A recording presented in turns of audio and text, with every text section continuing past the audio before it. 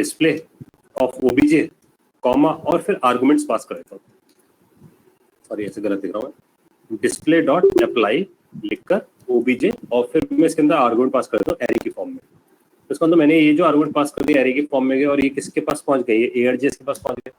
तो आप देखो एआरजीएस ने रिसीव कर लिए वो सारे आर्गुमेंट्स, लेकिन यही आर्गुमेंट्स अगर मैं कॉल से देता सिंटैक्स बदल जाता। कॉल से मैं एरे पास नहीं कर सकता, मैं वो कॉमा सेपरेटेड। अगर ध्यान से देखो कॉल के अंदर जो आर्गुमेंट है वो ट्रिपल डॉट है, इसका मतलब ये स्प्रेड को यूज करता है और एन आर्गुमेंट आप इसके अंदर पास करते हो, तो आपको एक एक आर्गुमेंट इंडिविजुअल पास करना पड़ता है, जबकि इसके अंदर एक पूरा एरे पास कर सकते हो।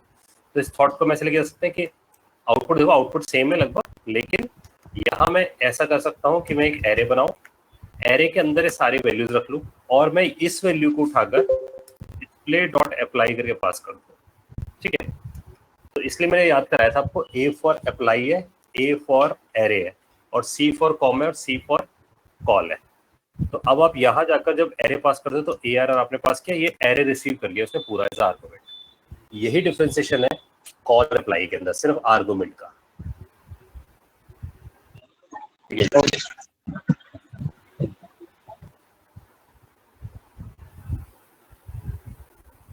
हाँ जी, यहाँ तो बात समझ आ गई। yes, तो कुछ क्वेश्चन आए हैं, जैसे एक विदित का क्वेश्चन आया हुआ कुछ वेर वेरिएबल करके। दीपक पूछ रहा है आवाज नहीं आ रही, सबके पास आवाज आ रही है, दीपक के पास नहीं आ रही है, बाकी सबके पास आवाज आ रही है ना, तो आई थिंक दीपक की तरफ से इशू है। ठीक है, मैं लिख देता हूँ उससे एक बार।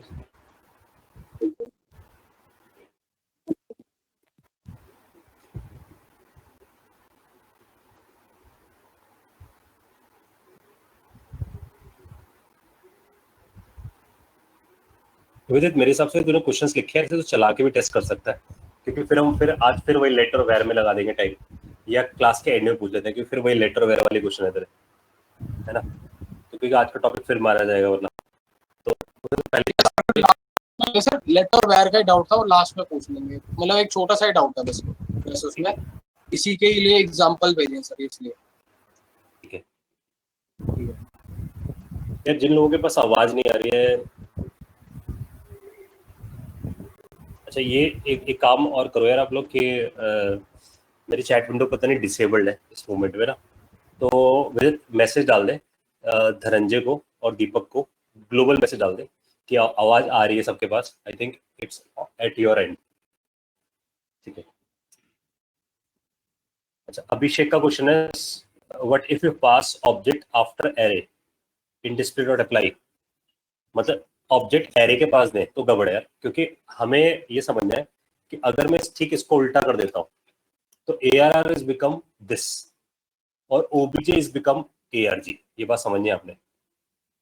ठीक है, हाँ जी, ये बात समझ आ रही है सबको।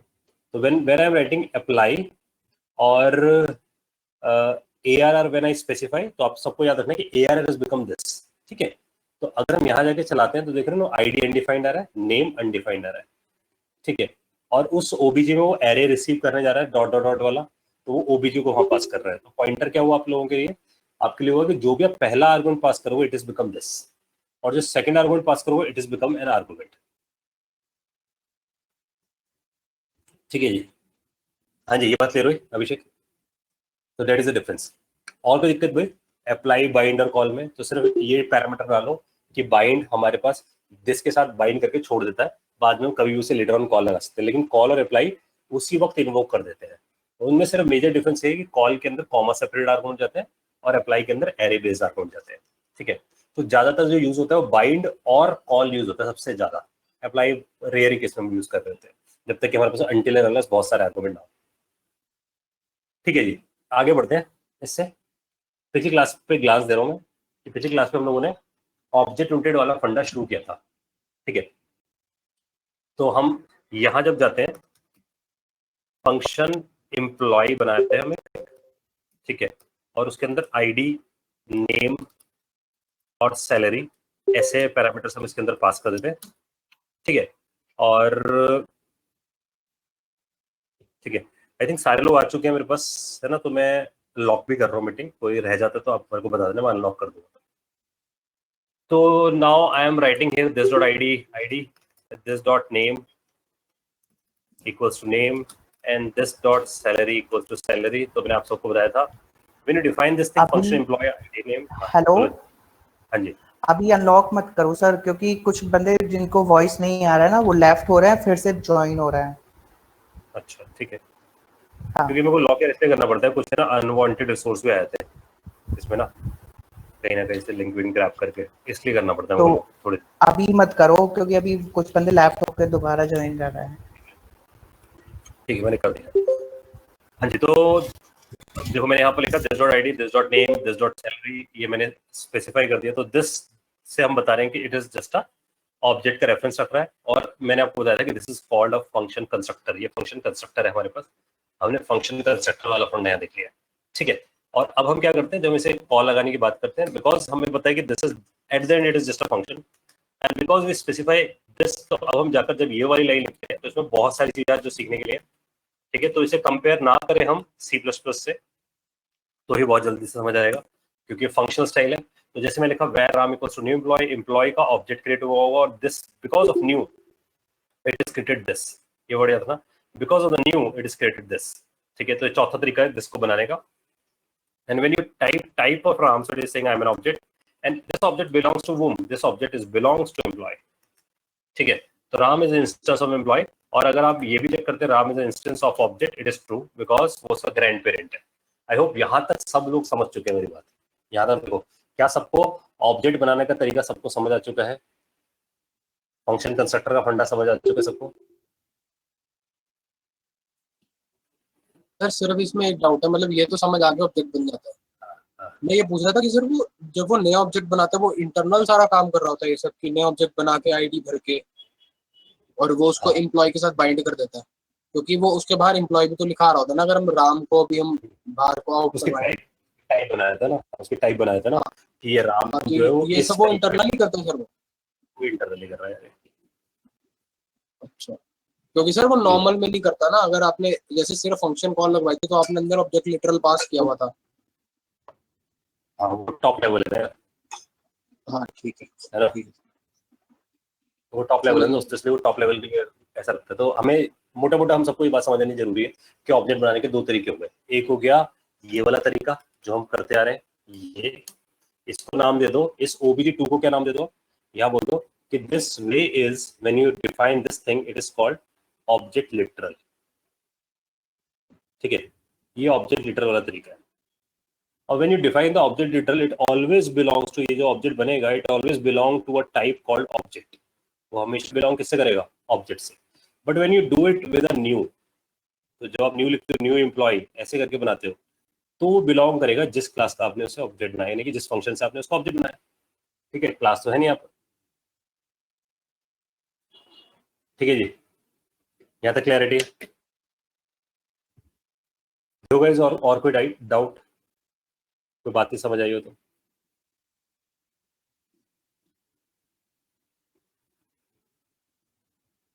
ठीक है,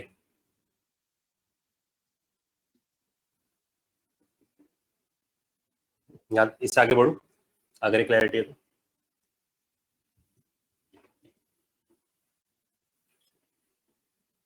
यस सर। कोई इशू इसके अंदर नहीं है? इसके अंदर इशू, ठीक है जी। तो अब हम इससे आगे देखना शुरू करते हैं कि बाकी चीजें कैसे काम करती है हमारे पास। तो अब जो हम नेक्स्ट बात पढ़ रहे हैं इसके अंदर, दैट इज कि जो हम अगला एंगल देखते हैं इसके अंदर, कि हम इस क्लास को कैसे और यूटिलाइज कर सकते हैं, इस क्लास नाम के फंडे को कैसे यूटिलाइज कर सकते हैं, ठीक है जी। ठीक है, तो मैं अब थोड़ा सा और डिटेल आउट कर रहा हूँ चीजों को, ध्यान देना आप लोग। मैं यहाँ पर बहुत सारी चीजें एक के बाद एक क्रिएट कर रहा हूँ, उन पे हमें समझना है कि अगर मैं जाकर एक और ऑब्जेक्ट बनाने की कोशिश करता हूँ, उसका देखो जरा, वैर राम की जगह बनाते हैं वैर श्याम, ठीक है। 102 शाम, और ऐसा कर देते हैं, ठीक है। तो एक और ऑब्जेक्ट क्रिएट हो गया होगा। तो अगर हम इसे देखें शाम और इसको देखें राम, ठीक है। तो अब हम थोड़ी इसकी डिटेल समझते हैं कि यहाँ पर ना एक फायदा ये भी है कि हम जाकर ना इस ऑब्जेक्ट को भी डायनेमिकली चेंज कर सकते हैं। तो इसका मतलब मैं यहाँ जाकर राम के अंदर कुछ ऐसा फील्ड डालकर आ सकता हूँ जो श्याम के पास नहीं है। तो ध्यान देना, मैंने यहाँ जाकर ऐसा डाल दिया। तो अगर आप राम को देखोगे तो राम इंक्रीज हो गया, उसके अंदर ज्यादा चीज आ गई है, लेकिन अगर आप श्याम को देखोगे तो वो उतना ही है। तो इसका मतलब हमें समझ आ रहा है ऑब्जेक्ट है डायनेमिक है। यहाँ पर ऑब्जेक्ट को आप रन टाइम पे ग्रो कर सकते हो, ये पॉसिबिलिटी है। And without affecting a class, जब क्लास वर्ड यूज करो विदाउट इफेक्टिंग अ एम्प्लॉय, यानी कि उस एम्प्लॉय फंक्शन को विदाउट इफेक्ट किए आप काम कर सकते हो। तो अब आप ऑब्जेक्ट लेवल पे चेंजेस कर सकते हो, ये पॉसिबिलिटी यहाँ पर आ गई है। ठीक है, ये हमें दिखा। अब थोड़ा सा और डिटेल में घुसना शुरू करते हैं।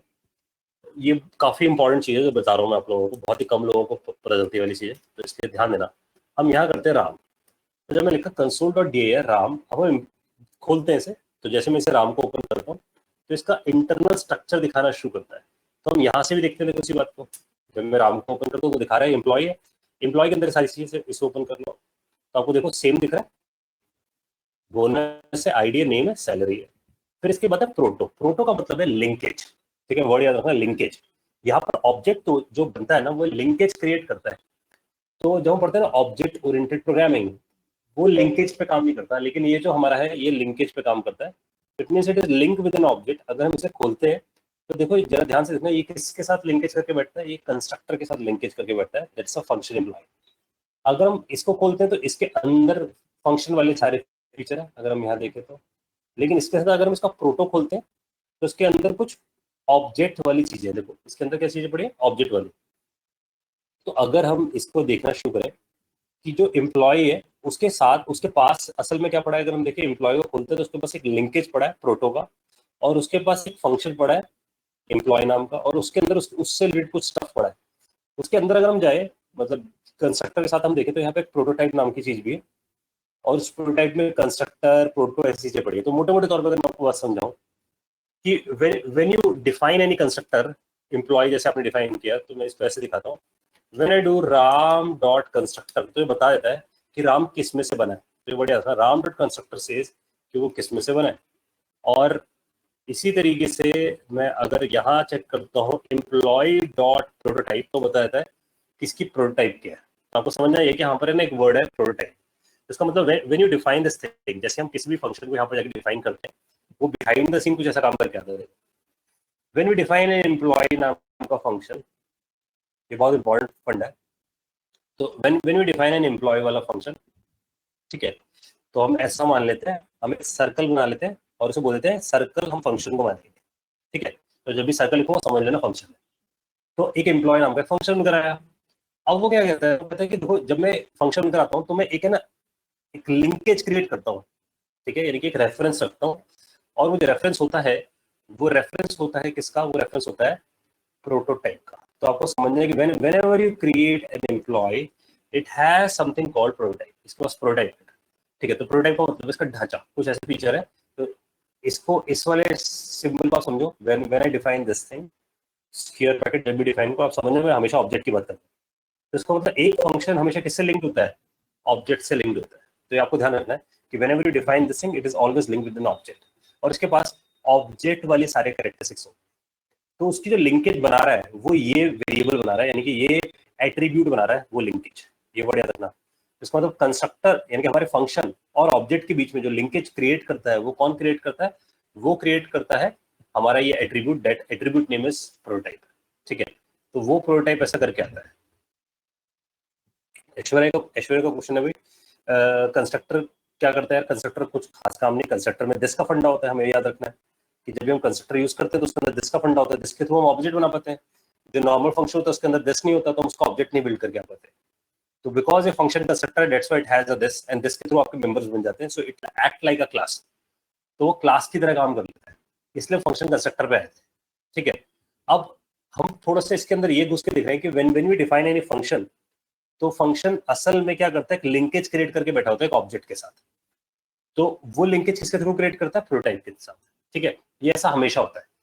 अब अगर हम इसके ऊपर जाए, यानी कि अगर हम इस प्रोटोटाइप के ऊपर जाए, तो इसके ऊपर एक और ऑब्जेक्ट बैठा होगा, इसके ऊपर एक और ऑब्जेक्ट बैठा होगा, ये ऑब्जेक्ट वाला ऑब्जेक्ट होगा। ठीक है, तो इस बात को ना देखो प्रूव करते चलते हैं तो समझ आएगी बात। When you define an employ, I told you कि there is something called prototype inside it. तो यहाँ चेक करो, when I define employ and then I type prototype, ठीक है, तो ये असल में क्या एक ऑब्जेक्ट है। ये बात आपको समझ आ रही है? It's an object. How it is? Because करली ब्रैकेट है, यहां करो type of, you will see it's an object. तो प्रोटोटाइप क्या है आपके लिए? It's an object. इसका मतलब रेफर कर रहा है किसको? ऑब्जेक्ट को। That's why I am saying it's a linkage. ये बात समझना भाई, किसी को नहीं समझ आती बात पूछना। Employee is a function because you create a function here. So employee is nothing, it's a function, and we are saying it's a function constructor because of the this, because it has a this, that's why it is called a function constructor, and through this we can create an object. So when we are creating an object, ठीक है ना? तो मेरे हिसाब से सबको समझ आ रही है बात। अब इसमें ट्विस्ट क्या है? ट्विस्ट ये है कि when you define type of employee, it is saying I am a function. Absolutely correct है, but मैं इसके साथ बोल रहा हूँ कि a function has a power of object because of the prototype, so it has something called prototype. And when you write type of employee dot prototype, it is saying I am an object, ठीक है? And this object contain what? It just contain a constructor. तो इसका मतलब इसके अंदर कौन बैठा होगा? एक कंस्ट्रक्टर बैठा होगा। So when I do this dot constructor, so it will say कि इसके अंदर ये कंस्ट्रक्टर है फंक्शन, ठीक है? तो ये समझना, it's a cross linking, it's a cross linking. Cross linking का मतलब क्या हुआ? Employee is linked with a prototype through an object, and object is linked through a word called constructor, and it is back linking, ठीक है जी? समझ में आ रहा सबको मेरी बात है? बोलो यार, बताते जा रहा, कोई बात नहीं समझ आ रही थी। अभी आधी बात पढ़ी बस हम लोगों ने कि ऐसा हो रहा है behind the scene, back linking which is going to create behind the scene. Sir ये ऑब्जेक्ट जो है इसके अंदर ये है मतलब क्या चीज है? यार इसको है ना तो थोड़ा डीप डाइव समझते हैं। देख, हम बोल रहे हैं employee is a function, function के पास ऐसी पावर कैसे आ जाएगी कि वो ऑब्जेक्ट्स पे काम करना शुरू कर दे, ठीक है ना? तो उसे वो पावर लेनी पड़ेगी ना, बोरो करनी पड़ेगी। तो बोरो करने के लिए वो क्या करता है? वो एक रेफरेंस बना लेता है, किसके साथ? ऑब्जेक्ट के साथ। ऑब्जेक्ट के पास ऑब्जेक्ट वाले कैरेक्टरिस्टिक्स होंगे। अब वो ऑब्जेक्ट वाले कैरेक्टरिस्टिक्स कहां से आ रहे होंगे? बिकॉज ऑफ ऑब्जेक्ट आ रहे होंगे, क्योंकि सबसे ऊपर जो बैठा है वो कौन है? वो ऑब्जेक्ट है। तो कुछ ऐसा हो रहा होगा, इस ऑब्जेक्ट के अंदर कुछ ऐसी चीजें पड़ी होंगी जिसे हम आगे चल के यूज करेंगे, to string. So whenever you print an object, to string होता है यहाँ पर, वो काम करना शुरू करता है। और इससे रिलेटेड बहुत सारे सपोर्टिंग मेथड्स पड़े होंगे, वो अगर हमें देखने तो वो भी हमें दिखेंगे। So when I right this thing employ dot prototype, देखो जरा, so when I right employ dot prototype, उसने बताया कि देखो मेरे पास कंस्ट्रक्टर है और ये रहा उसका कंस्ट्रक्टर जिसमें इसने कंस्ट्रक्टर वाली चीज रख रखी है। अब उसके साथ अगर हम देखें तो उसके साथ एक प्रोटो है, और प्रोटो जो है वो ऑब्जेक्ट है। तो इसका मतलब अगर मैं यहां जाकर बोलता हूँ employ dot prototype dot underscore underscore proto, तो प्रोटो से हमें ना अंदर का एक और फंडा दिखता है जिसके अंदर ये सारे फीचर, इसमें से टू स्ट्रिंग मैंने लिखा है, वैल्यू ऑफ, ऐसे बहुत सारे फंक्शंस हैं। ये सब क्या है? These are coming from the object. क्योंकि मैं इस डायग्राम को क्लियर करूंगा तो और क्लैरिटी आएगी। नाउ हियर बिकॉज हमने सर्कल को समझा ना फंक्शन है, तो टॉप लेवल में फंक्शन बनाया गया जिसका नाम है ऑब्जेक्ट। तो ऑब्जेक्ट नाम का फंक्शन है, ठीक है? और बिकॉज हमने बनाया एम्प्लॉय, हम लिंक को किसका? ऑब्जेक्ट से। ऑब्जेक्ट से हमारे पास ये कैरेक्टरिस्टिक्स आ गए, क्यों? क्योंकि ये लिंक बैठा है अपने ऊपर वाले के साथ। अपने ऊपर वाले के साथ लिंक होने के लिए वो यूज करता है word call underscore underscore proto, ठीक है? प्रोटो एक तरीके का लिंकेज है कि भाई ये ऑब्जेक्ट इस ऑब्जेक्ट के साथ लिंक्ड है, तभी उसके पास ये सारे कैरेक्टरिस्टिक्स नीचे आ गए हैं, समझना। इसलिए यहाँ टू स्ट्रिंग सारी चीजें मुझे मिल जाती हैं, और ये इनडायरेक्टली मेरे पास यहाँ पर भी आती है, एम्प्लॉय के पास भी। अब जो ऑब्जेक्ट है वो इससे लिंक्ड बैठा ऊपर वाले फंक्शन से, क्योंकि ये भी तो फंक्शन है। देखो, जब ये फंक्शन था एम्प्लॉय, तो ये भी तो फंक्शन है ऑब्जेक्ट। तो वो किसके थ्रू लिंक हुआ होगा? कंस्ट्रक्टर के थ्रू। नीचे ध्यान देना, नीचे वाले डायग्राम को सेम बना रहा हूँ। और ये किसके थ्रू लिंक हुआ होगा? प्रोटोटाइप के थ्रू। तो ये टॉप लेवल है, समझना। जब उन्होंने इनिशियल स्टेज बनाई तो उन्होंने खुद ऐसा बनाया, तो अब जो तुम बनाओगे वो भी तो ऐसे बनेगा, ऊपर से इंस्पायर्ड होके। तो इसका मतलब उन लोगों ने एक फंक्शन बनाया ऑब्जेक्ट, और उसमें फीचर डालने के लिए क्या रखा? एक ऑब्जेक्ट नाम से चीज बना दी, उसके अंदर ऑब्जेक्ट से related value of to string setter getter ये सारी चीज डाल दी जो एक ऑब्जेक्ट की चाहिए थी। तो भाई डायरेक्टली बात क्या समझा रहा हूँ? There are two things on top level, one is a function which provide you functional programming, and there is something called object. And how you will get an object? There is an answer called prototype. So when you write object dot prototype, you are on the prototype. तो आप कहाँ पहुंच जाते हो? उसकी prototype पे पहुंच जाते हो। You will get a link to this, ठीक है जी? ऐसा हो रहा है हमारे पास। यहाँ से डायरेक्ट तो इसका मतलब जावास्क्रिप्ट को दो पावर देने के लिए कि वो ऑब्जेक्ट ओरिएंटेड जैसा भी काम करे और फंक्शन जैसा भी काम करे, फंक्शन ने अपना एक लिंक प्रोटोटाइप से जोड़ लिया। बोलो यार। सर हम्म, एक डाउट है सर। बोलो। सर जब आप जब राम बनाए और फिर श्याम बनाए तो सर क्या अलग अलग मेमोरी में जाके स्टोर होता है या फिर एक ही जगह? अलग अलग।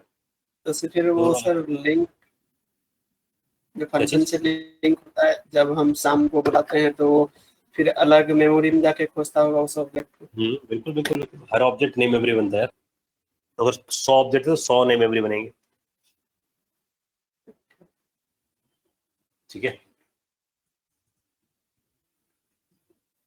कंस्ट्रक्टर का दोबारा बता देना क्या काम है।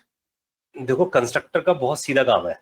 तो कंस्ट्रक्टर कहता है जो क्लास करता था ना काम ऑब्जेक्ट यूनिट के अंदर, वो मैं फंक्शन कंस्ट्रक्टर करता है। क्लास के अंदर क्या होता था? क्लास के अंदर मेंबर वेरिएबल होते थे। इसके अंदर भी तो मेंबर वेरिएबल है। देखो ध्यान से लिखते जाओ। तो हम क्या करते हैं, इसको समझते हैं। है बहुत आसान टॉपिक है असल में, बस समझना है आप लोगों ने कि क्या कहानी चल रही है। When we define this thing function employee, इसको ऐसा रख देते हैं साइड में। ठीक है, एक काम और करते हैं।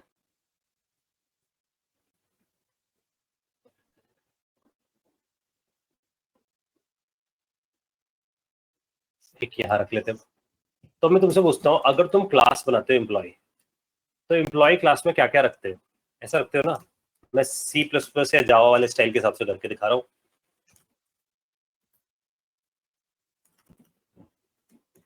ठीक है, ऐसे ही करते हो। अब जो यहाँ के दोनों बात बराबर है, क्योंकि ये तुम्हारे मेंबर वेरिएबल है, ये इसके मेंबर वेरिएबल है। मेंबर वेरिएबल को आइडेंटिफाई करने के यहाँ दिस कीवर्ड है। यहाँ मेंबर वेरिएबल को आइडेंटिफाई करने के लिए सीधा लिख दो। क्लास बनाने के यहाँ पर क्लास कीवर्ड है, वो कहता है नहीं यहाँ पर फंक्शन ही है। और जैसे हम क्लास के अंदर कंस्ट्रक्टर बनाते थे और फिर यहाँ जाके ऐसा लिख कर आते थे, ये लिख कर आते थे।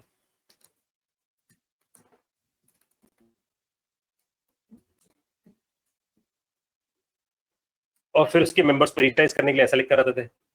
तो वो चीज जो वहां कर रहे थे वही सेम चीज यहाँ कर रहे हैं, लेकिन इस स्टाइल में कर रहे हैं ना। वो जो कैपिटल हो रहे हैं ना, मैं लेटर से इग्नोर कर देना।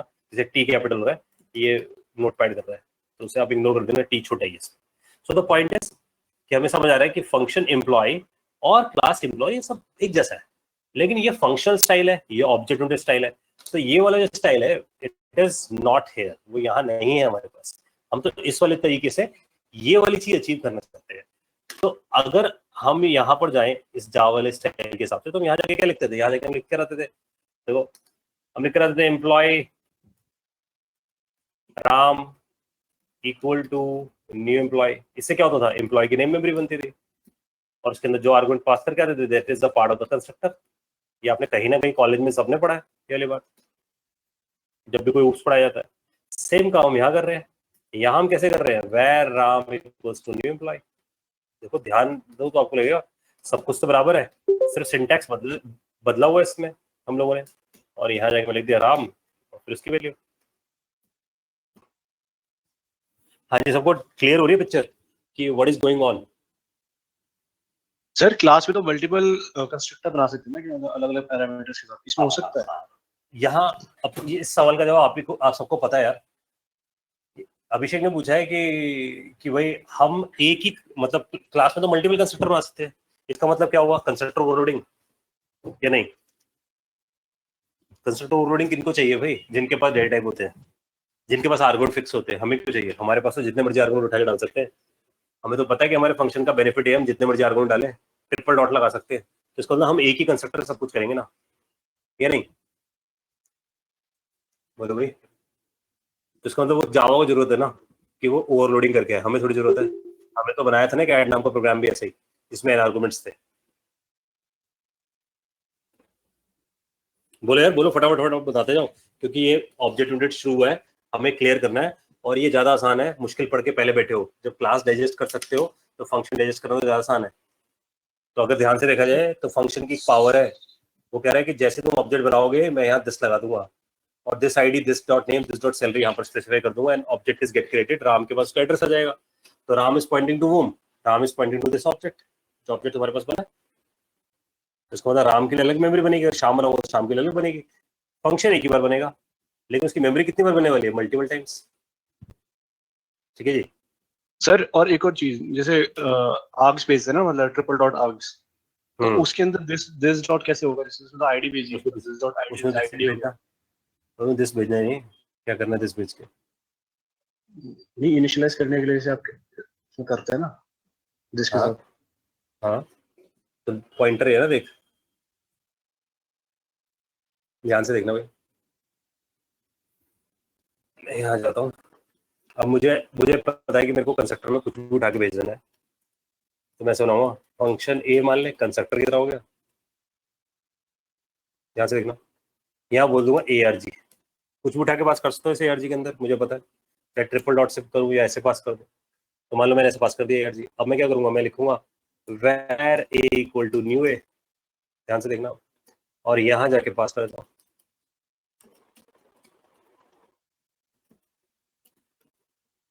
ये पास कर दिया मैंने।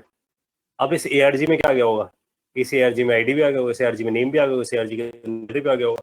अब या तो मैं एक थॉट डाल सकता हूँ, ध्यान देना, दिस डॉट आईडी और ARG डॉट आईडी, एक थॉट तो ये है। समझ में आ रही है सबको मेरी बात? यहाँ फ्लेक्सिबिलिटी बहुत है भाई, फिक्स बनाने की जरूरत ही नहीं है मेरे को। एक थॉट तो ये है, एक थॉट ये, मुझे पता ही नहीं कि क्या पास करके भेजा होगा नीचे वाले ने और मैं किसके अंदर क्या डालूंगा। मान लो मुझे पता ही नहीं, तो इसे कर देता कमेंट। तो दूसरी थॉट क्या है, दूसरी थॉट ये है कि लूप चला दो उसकी उठाकर, क्योंकि ऑब्जेक्ट है तो ऑब्जेक्ट की लूप चला दो। ऑब्जेक्ट की लूप चलाने के लिए सिर्फ इतना लिखता है लेट की इन ARG ऑब्जेक्ट है ना, तो क्या करेगा, उसमें से की निकालना शुरू करेगा। जो भी की निकालना शुरू करेगा उसको मैं दिस की भी की बना दूंगा, तो दिस की इक्वल्स टू ARG की। तो ये लाइन पता है किसके बराबर है, this dot ID equal to ARG dot ID, क्योंकि मैंने स्क्वायर ब्रैकेट में की डाल दी। की में क्या आ रहा होगा, की में आ रहा होगा आईडी, और जब मैं लिखूंगा ARG की तो क्या आएगा, उसकी वैल्यू। दैट्स इट, खत्म। इतने में पूरे लूप में ये सब कुछ इनिशियलाइज कर दे देगा। अब आप इसे चेक करके देखो, यहाँ गए ए को छापते हैं, ये देखो आईडी में आईडी, नेम में नेम, सैलरी में सैलरी। अब बताओ कहाँ चाहिए तुम्हें ओवरलोडिंग? समझ में आ रही है बात आप सबको? सर इसमें स्क्वायर तो ब्रैकेट्स ये क्यों लगाए हैं? इसके ना देखो, इसकी खासियत है, ये बात मैंने को बहुत पहले बताई थी, अगर हम डॉट लगाते हैं तो मेंबर एक्सेस करते हैं, ठीक है, डॉट लगाया मेंबर एक्सेस हो गया। इसी का इन्होंने एक और कन्वेंशन बनाई है, स्क्वायर ब्रैकेट आईडी, अगर तुम ऐसा करो तब भी मेंबर एक्सेस होगा। So this line and this line right now is same, या तो बात समझ आ रही, it's same, but the problem is suppose this ID is coming in some variable, my ID, मेरा माई आईडी नाम से वेरिएबल है, और उस पे उसके अंदर मैं आईडी रख लेता हूँ। ध्यान सुनना, अब ए डॉट माई आईडी करूंगा ना, उसके पास इतनी इंटेलिजेंस नहीं है, उससे माई आईडी नाम की कोई की है, वो है नहीं तो अनडिफाइंड बोलता है, तो बोल रहा है ये की नहीं है तो अनडिफाइंड है, परफेक्ट है। लेकिन अगर मैं ये जाकर बोल दूं इसके अंदर माई आईडी ऐसे, तो ये बहुत होशियार है, ये जगह क्या करता है, ये जाकर ए में जाकर माई आईडी को ढूंढना शुरू करेगा, और माई आईडी पे किसको निकाल के ले आएगा, उस आईडी नाम की फील्ड को, और उसके बेसिस पे दिखाना शुरू करेगा। अनडिफाइंड क्यों हो रहा है, एक मिनट, माई आईडी तो लिखा, अच्छा गलती कर दी, क्योंकि वेरिएबल है ना, तो मैं लिखा माई आईडी, और माई आईडी को इवेल्युएट करके आ गया। तो इसका मतलब जब मैं ए डॉट माई आईडी लिखता हूँ तो ये सोचता है प्रॉपर्टी है, ये सोचता है प्रॉपर्टी है। लेकिन जब हम ऐसा लिखते हैं माई आईडी, तो क्या करता है, माई आईडी पे जाता है, वहां से आईडी निकालता है, और फिर उस आईडी को ऐसा कर देता है, देखो ऐसा कर देता है, और उसमें से वैल्यू निकाल के आता है। समझ आ रही बात अभिषेक? इसका मतलब इसके पास इवेल्युएशन पावर है, वो इवेल्युएट कर देता है वेरिएबल को, लेकिन डॉट के पास इवेल्युएशन पावर नहीं है, वो डंप है। वो डॉट लगाओ, कहता है मेंबर ही ढूंढूंगा मैं, लेकिन ये क्या करता है, ये कहता है पहले मैं उस वेरिएबल को इवेल्युएट करूंगा, माई आईडी को इवेल्युएट करूंगा तो आईडी मिलेगा, आईडी से समझ जाऊंगा ए डॉट आईडी है, और ए डॉट आईडी पे वैल्यू निकाल लाऊंगा। क्लियर है बात आप लोगों को? तो स्किल पैकेट ज्यादा पावरफुल चीज है। अगर मैं बात करूं, आप में से कोई जावा पढ़ के बैठा है, तो जावा में टर्म होती है रिफ्लेक्शन, जिसमें डायनेमिक मेथड कॉलिंग सिखाई जाती है, कि हमें पता ही नहीं हो कौन सा मेथड कॉल होगा। अगर सोचो आपको पता ही ना हो कौन सा मेथड कॉल होगा, तो आप डायनेमिकली मेथड से इन्वोक कर सकते हो इसके थ्रू, क्योंकि स्क्वायर ब्रैकेट में आपने मेथड का नाम दिया और आपको पता ही नहीं हो कौन सा मेथड कॉल होना है। तो एक हम एक्सरसाइज करेंगे ऐसे, जिसमें हमें आइडेंटिफाई नहीं होगा कब मेथड कौन सा कॉल होना है। तो अभी देखो कुछ और चीजें देखते हैं, जैसे कि सपोज मेरे पास एक और ऑब्जेक्ट है टी नाम से, इसके अंदर एक ऐसा की है जो 1 नाम से है, फिर उसकी कुछ वैल्यू है 1000, फिर 2 है, फिर उसकी वैल्यू 2000। तो जावास्क्रिप्ट बोलता है t.1 कभी नहीं चलेगा, एरर है, क्योंकि वो कहता है न्यूमेरिक की में एक्सेस नहीं करने देता। देख लो एरर आ गया, लेकिन ये ऐसे एक्सेस करने देता है। क्लियर है बात आप लोगों को? तो पावरफुलनेस है इसकी स्क्वायर ब्रैकेट की। इसका मतलब वो कहता है मैं ऐसी की भी एक्सेस कर सकता हूँ जो न्यूमेरिक हो। बोलो यार, डाइजेस्ट है सबको बातें? तो स्क्वायर ब्रैकेट पावरफुल हो गया। तो पॉइंटर पता क्या, देखो पॉइंटर ये बहुत सारी चीज दिमाग में रख के चलनी है, तभी आप इसकी पावर यूज कर सकते हो, क्योंकि ये ऐसा वेपन है ना जावास्क्रिप्ट अपने आप में जो बहुत कुछ कर सकता है। और तभी मैं ऐसा बोल रहा हूँ क्योंकि मैंने अपने लाइफ में बहुत टाइम जावा पे काम किया है, और मैं आपको बता रहा हूँ कि जावा और इसमें यहाँ पर किस लेवल पे फर्क आ चुका है। जो मैं बाकी किसी प्रोग्रामिंग इतने सारी लाइनों से कोड करके करता हूँ, इतने मतलब अगर आप ध्यान से देखो कितनी बुरे तरीके से बच्चा कोड सीखता है। वो सीखता है क्लास नाम से कीवर्ड होता है, फिर क्लास का नाम दिया जाता है, पता नहीं यार क्या हो रहा है इसमें। एक मिनट में एक बार इसे रिकनेक्ट करता हूँ, इसे अपने ग्राफिक पैड को, ड्रॉ गलत कर रहा हूँ। तो आप समझना कि नाउ द पॉइंट इज कि जब मैं क्लास एम्प्लॉय लिख रहा हूँ यहाँ पर, तो मैं क्लास कीवर्ड का रट्टा लगाता हूँ, यहाँ नहीं रट्टा लगाता हूँ, क्योंकि फंक्शन पहले भी यूज कर रहा था, अभी यूज कर रहा था। फिर कंस्ट्रक्टर बनाने के लिए सीखता हूँ कि क्लास का नाम और फंक्शन का नाम सेम होता है। आप समझ रहे हो? आप सबके ऊपर, आप सबको मुश्किल क्यों लग रहा है? क्योंकि आपको रट्टा लगा हुआ है, आप उस रट्टे से निकल नहीं पा रहे हो, समझो। तब भी आपको लग रहा है मुश्किल है, मुश्किल है। मैं करूँ आसान है, आसान है।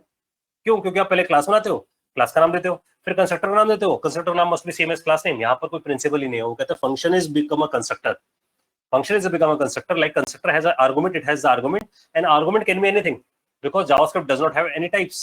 Internally it has, समझ रहे हो? internally तो है लेकिन explicitly कोई types नहीं है, so you can pass anything, you can pass any argument, so there is no need to create multiple constructors. तो अगर आप ध्यान से देखो तो C++ और जावा इन पे कहो यार तुम तो इतने सारे कंस्ट्रक्टर्स बनाते हो, ओवरलोडिंग सिखाते हो, वो हमें जरूरत ही नहीं है, बिकॉज हमारे कंस्ट्रक्टर की पावर है जो मर्जी आर्गुमेंट डाल दो। और दिस कहता है कि भाई मैं सिर्फ डिस्ट्रीब्यूट करना चाहता हूँ कि कौन सी चीज मेंबर है। पहले अगर हम पहले वाले में जाएं तो हम पहले जाकर यहाँ मेंबर लिख देते थे ऊपर, दिस इज अ मेंबर। क्या ड्रॉ कर रहा है यार, ऊपर ऊपर क्यों ड्रॉ कर रहा है? एक मिनट यार, कहाँ जाके ड्रॉ कर रहे हैं आप लोग? स्क्रीन पे वैसे आ रहा है क्या? लाइंस दिख रही है आपके? Yes sir. Yes sir. पता नहीं Yes, ये sir. क्या कर रहा है। अरे मैं ड्रॉ कर रहा हूँ कहीं, ये ड्रॉ कर रहा है कहीं।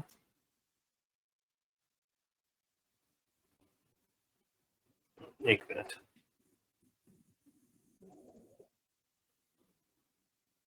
तो पहले एक बार हम डिस्कस करते हैं, फिर मैं आप लोगों से पूछता हूँ कितने लोगों को पता चली बात, कितने लोगों को नहीं पता चली है। ठीक है, इसलिए बहुत शार्प ब्रेन से सीखो इस बात को, क्योंकि आसान है ना। C++ सीख कर आए हो, जावा सीख कर आए हो, इतनी मुश्किल चीज सीख कर आ चुके हो, तो ये तो इजीएस्ट है क्योंकि फंक्शन से सब कुछ कर रहे हो आइडियली।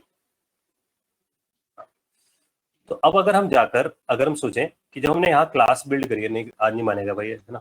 तो क्लास जो मैंने बिल्ड करी है क्लास एम्प्लॉय करके, जो क्लास एम्प्लॉय करके मेरे पास बिल्ड हुई है, और यहाँ जो मैंने फंक्शन बिल्ड किया है, ये दोनों के दोनों सेम है इस टाइम पे। क्योंकि मैं बोल रहा हूँ when you right in a class, जैसे आप यही बात क्लास में लिखते हो, तो वो बिहाइंड द सीन बोल रहा है कि जैसे आपने यहाँ पर क्लास कीवर्ड लिखा जिससे आपने क्लास बिल्ड करी है, तो मैं यहाँ स्पेसिफाई करके आता हूँ कि when you specify the thing called class keyword, class employee, तो क्लास बनती है। But it is saying by using a function keyword you can create this thing. तो आप वही काम इससे करते हो, but here you need to specify a constructor inside it and then pass the parameter, and it is saying कि I am acting like a constructor. So there is nothing called class keyword. कोई class keyword में को लिखने की जरूरत नहीं है, सीधा I define a constructor, and because constructor has so many parameters, तो इसके पास ही parameters हो सकते हैं। यहाँ कंस्ट्रक्टर बहुत सारे बनाते हैं बिकॉज डेटा टाइप्स होते हैं, फिक्स्ड होते हैं, तो ओवरलोडिंग की जरूरत पड़ती है। यहाँ आप जितने मर्जी आर्गुमेंट पास कर सकते हो, और ये बात हमने यहाँ क्रॉस चेक करी है कि we can created like this, loop में जाकर कंस्ट्रक्टर की वैल्यूज इनिशियलाइज कर दी हम लोगों ने। This is only possible in JavaScript. तो अगर आपके पास, अगर आप जावा में C++ में काम करके बैठे तो आपको कोई बोले एक ऐसा कंस्ट्रक्टर होना चाहिए जिसमें 10 आर्गुमेंट है, एक ऐसा होना चाहिए जिसमें 5 आर्गुमेंट है, एक ऐसा होना चाहिए जिसमें 3 आर्गुमेंट है, एक ऐसा होना चाहिए जिसमें 2 है, एक में ऐसा होना चाहिए जिसमें 0 है। इसलिए आप पढ़ते हो default parameter, default constructor, parameter constructor, इसलिए ओवरलोडिंग करते हो। यहाँ करने की जरूरत नहीं पड़ती मुझे, मैं जितने पैरामीटर डालूंगा उतने की लूप चलेगी, उतना इनिशियलाइज हो जाएंगे ऑब्जेक्ट के अंदर। ये फ्लेक्सिबिलिटी है इसकी, ठीक है। तो इसलिए इसका थिंकिंग प्रोसेस नए जमाने का, मॉडर्न है। So when we define this function employee, so it has become a class for me. ये behind the scene, it's like a class for me. लेकिन मैं class for me किसके लिए बोल रहा हूँ? जो भी बंदा आप में से ऑब्जेक्ट में पढ़ के आया है, क्योंकि in JavaScript there is nothing called class kind of funda. ये तो है ही नहीं इसके पास। It is saying कि I am not object oriented. I can behave like an object oriented. तो इसलिए मैंने इससे कनेक्ट करवाया आप लोगों को बात। और जैसे हम वहां मेंबर वेरिएबल बनाते हैं, तो मेंबर वेरिएबल के लिए भी एफर्ट है, because you need to define the member variable here. इसकी इंटेलिजेंस ये कहता है जैसे ही इनिशियलाइज करोगे मेंबर वेरिएबल डिफाइन हो जाएगा। इंपॉर्टेंट देखो, when you initialize it, it is get defined, but here first you declare it, then initialize it. समझ लो बात? और बाकी object creation is same like this. तो आपका एक ऑब्जेक्ट क्रिएट हो गया मेमोरी में, ऐसे आप जितने मर्जी ऑब्जेक्ट क्रिएट कर दो। अब इसमें मैं थोड़ी सी इंपॉर्टेंस बात ये डालने की कोशिश कर रहा हूँ कि अंदर क्या होता है। पहले आप ये बताओ आप सब लोग कि आप लोगों को ये डिफरेंशिएशन क्लियर है? जिसको नहीं है क्लियर वो डाउट पूछे। अभी ऐश्वर्य बताता हूँ यार, मैं लिंकेज वाला डायग्राम एक एक करके चलते हैं। पहले तो ये इस पे मेरे को एग्रीमेंट चाहिए सब लोगों से कि हाँ जी यहाँ तक समझ आ गया कि C++ वाला या जावा वाला ओप्स का तरीका और इसका तरीके में क्या फर्क है।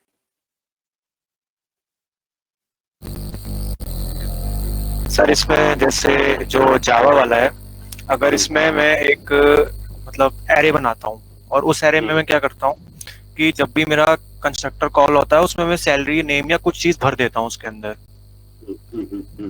ठीक है। अब यही चीज अगर मुझे जावास्क्रिप्ट में करनी है इस फंक्शन के थ्रू, तो मैं कैसे करूंगा कि वो जो एरे है वो इस एम्प्लॉय को बिलोंग करे और उसके अंदर कोई भी मैं फील्ड डालते जा रहा हूँ अपने अंदर। एरे ऑफ ऑब्जेक्ट की बात कर रहे हो आप, है ना? शायद ऐसे यस कह सर। रहे हो ना? हाँ जी। एरे ऑफ ऑब्जेक्ट करना है, बस कुछ नहीं करना दोस्त। इसमें भी एक एरे बना लो। यहाँ ना बस थिंकिंग प्रोसेस रखनी है। यहाँ आसान सोचना है। आप में से वही सर्वाइव करेगा यहाँ पर जो आसान सोचेगा और जो कि सबसे मुश्किल काम है। आसान सोचना है, मुश्किल हम सबसे पहले सोचते हैं किसी प्रॉब्लम के लिए। तो बस एरे बनाओ ऐसे, न्यू एम्प्लॉय, दैट्स इट। ये किया हम लोगों ने, न्यू एम्प्लॉय, और इसके अंदर जो आप पास करना चाहते हो, एक मिनट, वेर एरे और इक्वल्स टू स्क्वायर ब्रैकेट ये लिखा और न्यू एम्प्लॉय ऐसा लिख दिया मैंने। ठीक है जी, एम्प्लॉय क्रिएट हो गया, इसके अंदर आर्गुमेंट पास कर दिया हम लोगों ने। This is the argument. और यहाँ गए जी, ये बन गया आपका पहला ऑब्जेक्ट। 0th लोकेशन में पहला ऑब्जेक्ट है, कॉपी मारा इसी को, कॉमा, ये आ गया जी दूसरा ऑब्जेक्ट। एक चैट विंडो हटाया था मैं एक बार। And here I will say ऐसा ऐसा, ये डाल दिया हम लोगों ने। अब अगर आपसे कोई देखना चाहता है तो आप एरे में जाओ, देखो जी आपके पास 0 पे भी एक एम्प्लॉय है, 1 पे भी एक एम्प्लॉय है। 0 पे कौन सा एम्प्लॉय है? ये वाला एम्प्लॉय है। 1 पे कौन सा है? वाला एम्प्लॉय। Make sense? हाँ जी, समझ में आई बात? सर लेकिन अब जैसे ये जो एरे है ये तो ग्लोबल बन गई ना, मैं चाहता हूँ कि जो मेरी क्लास के अंदर फंक्शन है सिर्फ वही एरे को यूज कर सके, तो वो चीज इसमें कैसे? ये कैसे करेगा?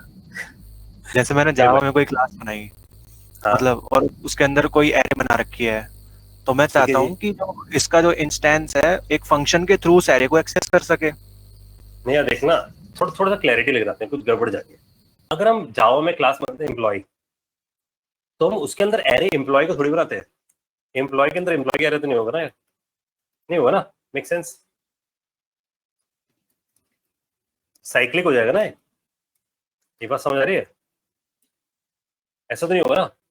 इसके अंदर क्या होगा, एम्प्लॉय के अंदर किसी और का एरे हो सकता है। जैसे कि एम्प्लॉय के अंदर डिपार्टमेंट का एरे हो सकता है कि भाई एक employee work on multiple department, that's why I create an array of this. बोलो यार, ऐसी होगा ना?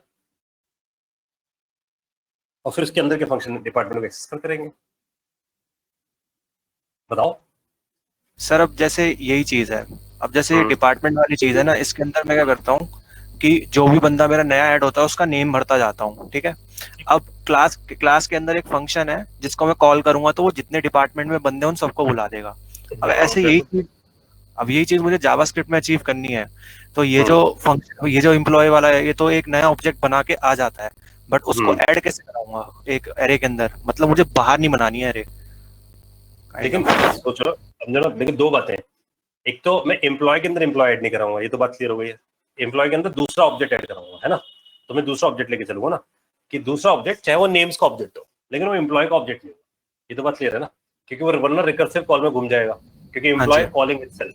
ठीक है ना? तो इसलिए मैंने मान लिया डिपार्टमेंट में मान लो उस बंदे का नाम पड़ा है, ये मुझे करना है, तो बहुत छोटा काम है। तो इसके लिए भी क्या करना है भाई, हमें जाना है यहाँ, पहुंचते हैं,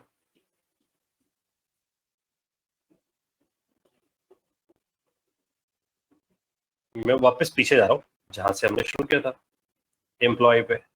अब ध्यान सुनना, ये जो क्वेश्चन है ना, एक नई चीज खोलेगा आप लोगों के सामने। मैंने ऐसे किया क्योंकि अभी अभी तो मैंने बात पढ़ी कि मेंबर कैसे बनते हैं। अगर आपसे कोई पूछता है फंक्शन कंस्ट्रक्टर में मेंबर कैसे बनते हैं, तो आप सब लोगों का आंसर क्या होगा? मेंबर बनाने का क्या तरीका है? फटाफट आंसर करो। How to create a member in employee? This dot member name कर हाँ जी, तो ऐसा करके अगर मैं यहाँ आपसे ये लिखवा दूं आप सबसे this dot print and function, तो क्या लगता है कि इसका मेंबर फंक्शन बन जाएगा नहीं बन जाएगा? ठीक है जी, सबको मेरी बात डाइजेस्ट हो रही है? ऐसा करने से क्या होगा, मेंबर फंक्शन भी तैयार हो जाएगा। ठीक है, अब जो मेंबर फंक्शन तैयार हुआ उसमें आपने डिसाइड किया कि यार मैं ना एक नेम्स का एरे बनाऊंगा, आपने नेम्स का एक एरे बना दिया। यहाँ तक बात डाइजेस्ट? ठीक है, आपने बोला जितने भी मेरे पास नेम्स आ रहे हैं उन नेम्स को मैं इसके अंदर पुट कर देता हूँ। तो इसका मतलब ये जो नेम्स नाम का एरे है इसके अंदर मान लो नेम्स और व्हाटएवर कोई वैल्यू डालना चाहता हूँ, तो मैं यहाँ जाके कैसे लिखूंगा, देखो मैं लिखूंगा दिस डॉट नेम्स जैसा मैंने यहाँ पर स्पेसिफाई किया, और whatever the name is coming up, ये आ रहा है मेरे पास नेम, इस नेम को मैं अपने पास प्रिजर्व कर लूंगा। ठीक है, तो मैंने यहाँ पर नेम प्रिजर्व कर लिया। लेकिन आपको पता होगा कि जैसे मैं ऐसा करूंगा तो दिस से एक बार एरे बनेगा और खत्म हो जाएगा, ये बात समझना, दिस से एक बार एरे बनेगा और खत्म हो जाएगा, जो कि होना ही है क्योंकि मैं एक ऑब्जेक्ट के लिए नेम रख रहा हूँ। लेकिन मैं इसे बार बार कॉल लगाकर जो भी मेरे पास नेम आएगा उसे कॉन्कैट मारता हूँ। तो मैं ऐसा करता हूँ कि whatever the name is coming I just do push and whatever the name I will pass it from here, I will से माय नेम। तो आप समझना इससे क्या होगा, जो क्वेश्चन है साहिल का वाला काम शुरू हो जाएगा। तो मैं जितनी बार इस फंक्शन को कॉल लगाऊंगा नेम से पुश होता जाएगा। तो आपको सबको समझ आया कि अगर आपको कोई मेंबर बनाना है तो दिस लगाना है, आपने मेंबर एक्सेस बना लिया, और अगर उस मेंबर में भरना है तो आपने एक एरे बनाया और उसमें पुश करते गए नेम को। अब अगर आप एक ऑब्जेक्ट बनाते हो var Ram equals to new employee, मैंने बनाया, इसके अंदर लिखा हमने राम और 999, ये बन गया। अब अगर आप ध्यान से देखो तो राम के पास देखोगे ध्यान से तो देखो आईडी भी है, नेम भी है, सैलरी भी है, नेम्स भी है, देख रहे हो आप, नेम्स भी जो कि एम्प्टी है, और प्रिंट भी है उसके पास, है ना। अब अगर मैं जाके बोलूं राम डॉट प्रिंट, और प्रिंट के अंदर डाल देते हैं राम, ऐसा डाल देते हैं। तो अगर हम राम डॉट नेम्स को देखने जाए इस बार कि भाई नेम्स में क्या आ गया, तो दिखा मैं राम आ गया, फिर लिखते हैं राम डॉट प्रिंट रमेश। ठीक है, समझ में आ रही बात? फिर मैंने लिख दिया राज। क्लियर है सबको बात? यहाँ तो सबको टेस्ट हुई कि जैसे आप मेंबर वेरिएबल बना सकते थे ऐसे ही अगर आप ध्यान से देखो तो बिल्कुल क्लास का इल्यूजन क्रिएट कर दिया इन लोगों ने पूरी तरीके से। बोलो यार, कोई डाउट इसमें? ठीक है सर। ठीक है, सर तो इस बार ये एरे नया क्रिएट नहीं हो रहा, मतलब अब वही नेम्स एरे, मतलब एक तरह से लोकल नहीं बना हुआ एरे। नहीं ना, आप देखो, आप मुझे एक आंसर दो पहले, आईडी मेमोरी में कब आता है, नेम मेमोरी में कब आता है, सैलरी मेमोरी में कब आता है, बताओ आप जरा, सोचो जरा। आईडी नेम फंक्शन बनेगा नहीं ना, जब कंस्ट्रक्टर बनेगा, ऑब्जेक्ट बनेगा, जब न्यू करके मैं ऐसा करूंगा, when I does this thing then this is coming in the picture. तो I does this thing for Ram, एक बार राम के लिए किया, उसके बाद तो बस मैं कॉल करता रहा ना, Ram dot print, Ram dot print, Ram dot print, समझ लो ना। तो इसका मतलब वो कितनी बार आया एरे, सिर्फ एक बार, एक ऑब्जेक्ट के लिए, दूसरे ऑब्जेक्ट के लिए दूसरी बार आएगा। ठीक है ना, पुश करते जा रहे हैं तो इसलिए इसलिए उसमें ऐड करते जा रहे हैं। ठीक है, तो पॉइंटर समझने वाली बात पता है आप लोगों के लिए इंपॉर्टेंट बात क्या, आप सबके लिए बात ये कि जो दिस है ना वो मेमोरी में कब आता है, जब ऑब्जेक्ट बनता है, ये आपको समझना है। तो अगर मैं बोलता हूँ 10 दिस कब आएंगे, अगर 10 दिस चाहिए मुझे तो इसका मतलब 10 बार ऑब्जेक्ट बनाओ, और 10 बार दिस आएंगे तो 10 बार आईडी आएगा, 10 बार नेम आएगा, 10 बार सैलरी आएगा, 10 बार नेम्स आएगा, 10 बार प्रिंट आएगा। That is the problem. 10 bar print क्यों आ रहा है, समझो जरा बात को। 10 बार आईडी आना सही है या नहीं? राम है, श्याम है, सोहन है, मोहन है ना, ऐसे मेरे पास अलग अलग 10 एम्प्लॉयज के नाम है, क्या 10 बार आईडी होना चाहिए उनका या एक बार होना चाहिए? सोच के बताओ।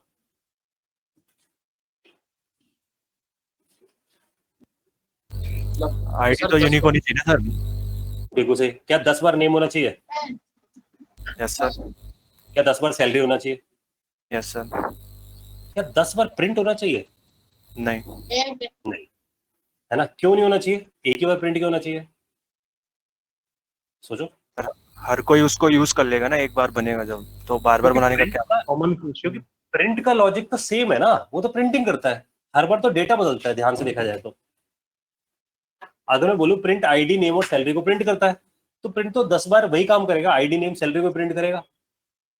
लेकिन हर बार उसके अंदर क्या क्या बदलेगा, डेटा बदलेगा। इसलिए आपको समझना डेटा के लिए तो बार बार मेमोरी बननी चाहिए, लेकिन प्रिंट एक बार बनना चाहिए।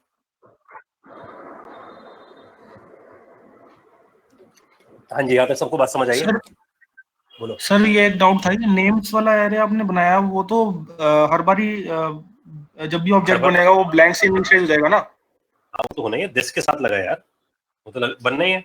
राम के केस में हाँ, इसलिए नहीं बना तो कर राम फिर, का उसके बाद आपने हाँ ठीक है, उसके बाद आप जितनी बार बनेगा प्रिंट भी तो एक ही बार कॉल होगा। प्रिंट एक बार कॉल होगा मतलब क्यों? जितनी मर्जी बार कॉल लगाओ मैं, क्योंकि प्रिंट से तो फिल कर रहा हूँ मैं। देखो नहीं, राम और रमेश 2 बार कैसे आ गया इसमें क्यों नहीं आएगा भाई? प्रिंट में?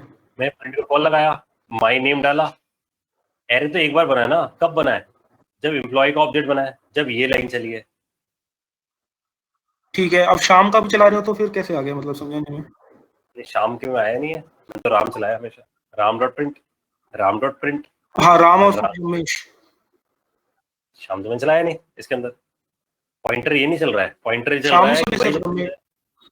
जब शाम शाम अगर हम पकड़ते हैं शाम को, तो शाम तो पुराना वाला पड़ा हुआ है, तो हम नया बनाते हैं। अब जब मैं शाम बनाऊंगा यहाँ पर जाके, तो ऑब्वियस ही बात है वो दोबारा बनना है, शेयरेबल ऑब्जेक्ट थोड़ी है वो। ठीक है, तो हम यहाँ जाते हैं। मैं सिर्फ बात समझा रहा हूँ कि जो भी चीज तुम दिस से लिखोगे वो हर बार नई बनेगी। ठीक है ना? और देख रहे हो ना फर्क है दोनों में, क्योंकि दिस के साथ है तो इसमें टेंशन क्या है। यही बात तो प्रिंट के साथ है कि प्रिंट भी कितनी बार बन रहा है, 2 बार। तो अगर आप देखो तो राम में भी प्रिंट है और शाम में भी प्रिंट है, ये रहा प्रिंट। और राम के अभी प्रिंट एरे में कितना है, कितने ऑब्जेक्ट है प्रिंट एरे में सर? प्रिंट एरे में 3 वैल्यूज है यार, राम, रमेश, राज, राम वाले। मतलब ये प्रिंट एरे में ये इसमें 3 बार कैसे आ रही है, मुझे ये नहीं समझ में आया। अरे भाई कॉल ही लगा दिया फंक्शन को, क्यों कंफ्यूजन हो गई? प्रिंट को कॉल लगा दिया भाई मैं, राम से भी रमेश से भी, लेकिन राम ही तो कॉल लगा रहा है 3 बार। वो 3 बार कॉल लगाते हुए पुश करके आया था ना उसी सेम एरे के अंदर। राम के पास दिस है ना अपना, तो अगर मैं राम को print अगर वो तो लगाऊंगा तब होता ना जैसे, हाँ वो तो तब होता ना जब हम उसको बाहर डिक्लेयर कर देते फंक्शन के, तब हम उस एरे में डालते रहते वो, तो वो वही प्रिंट तो कराता जैसे हम बाहर करते हैं स्टैटिक तो कुछ ये- मतलब हम। अरे नहीं ना, ये बाहर नहीं है क्या नेम्स? देखो ना, प्रिंट से तो बाहर है भाई। तो इसका मतलब नेम्स कब आया मेमोरी में? इस टाइम पे आया। नेम्स कब आया? इस टाइम पे आया ना। अब मैं अगर प्रिंट को कॉल लगाऊंगा बार बार, राम पास करूंगा, तो क्या करेगा ये प्रिंट? नेम से पुश करके आ जाएगा। तो पुश करके आ रहा है तो क्या कर रहा है? उसी नेम नाम के वेरिएबल को यूज कर रहा है ना। क्या हुआ? ये तो हो रहा है यार, Ram dot print Ram, Ram dot print Ramesh और राम डॉट प्रिंट राज। क्योंकि आपका दिमाग सोच रहा है, वो सोच रहा है कि मैं राम को जब प्रिंट कॉल लगाऊंगा तो एरे दोबारा बन जाएगा। नहीं बनेगा, एरे तो तभी बनेगा जब कंस्ट्रक्टर कॉल होगा, क्योंकि दिस तो तभी बनता है जब कंस्ट्रक्टर कॉल होता है। ये तो नॉर्मल फंक्शन है प्रिंट। समझ आ रही है मेरी बात? ठीक है, तो अब जो हमारी लर्निंग है ना, सब हम सब लोगों के लिए, वो ये कि प्रिंट जो है ना वो हमें कॉमन चाहिए पहली बात, और नेम्स भी हमें क्या चाहिए? कॉमन चाहिए। क्योंकि इन नेम्स वी वांट कि राम का नाम भी आ जाए, शाम का भी आ जाए, सबके आ जाए। समझ रहे हो? यानी कि सारे ऑब्जेक्ट्स के नाम एक ही नेम्स के अंदर है, तो उसका मतलब इट मस्ट बी कॉमन।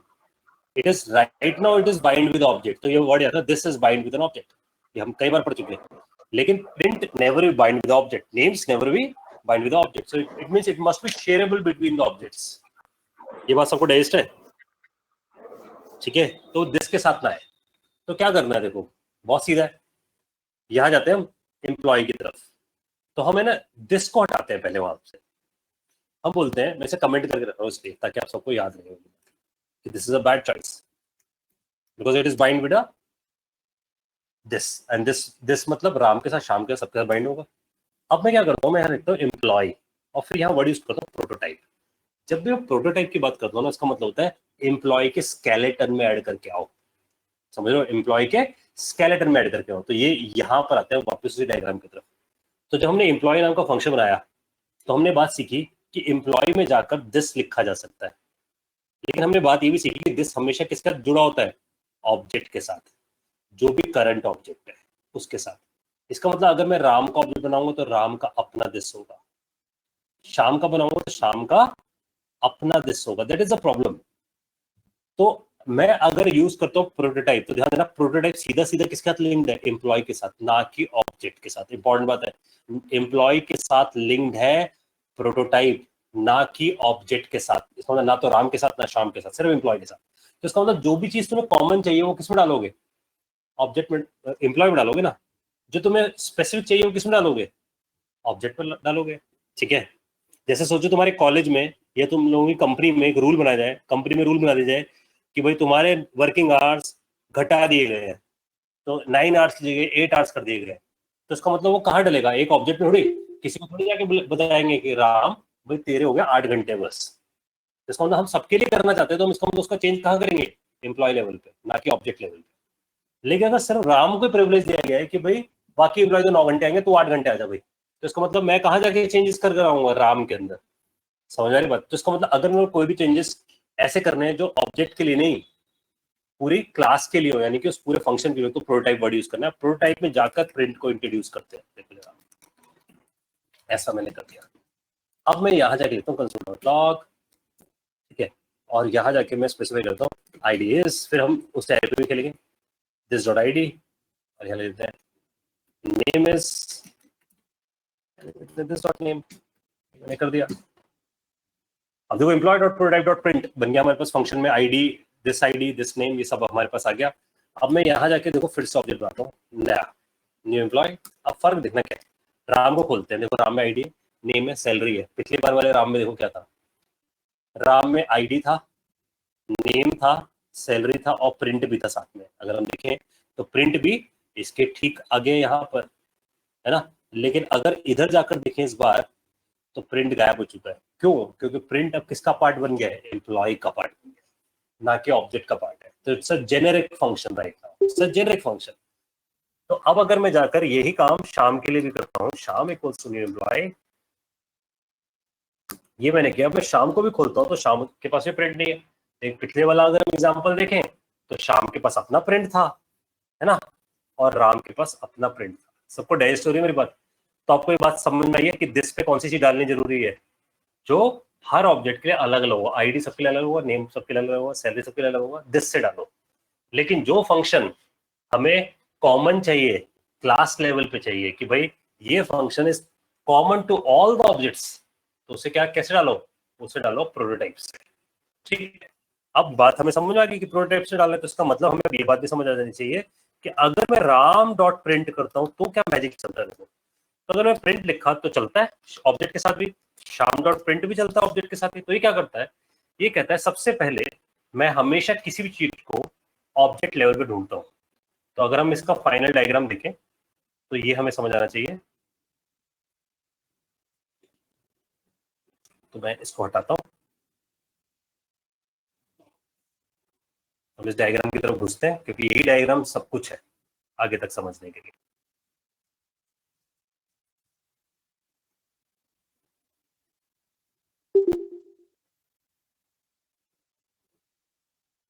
तो अभी के लिए लर्निंग क्या कि हमने बात समझी कि अगर हम यहां जाकर फंक्शन एम्प्लॉय बनाते हैं और उसमें दिस लगाते हैं तो it is become function constructor, ठीक है, एक्टिंग लाइक अ क्लास।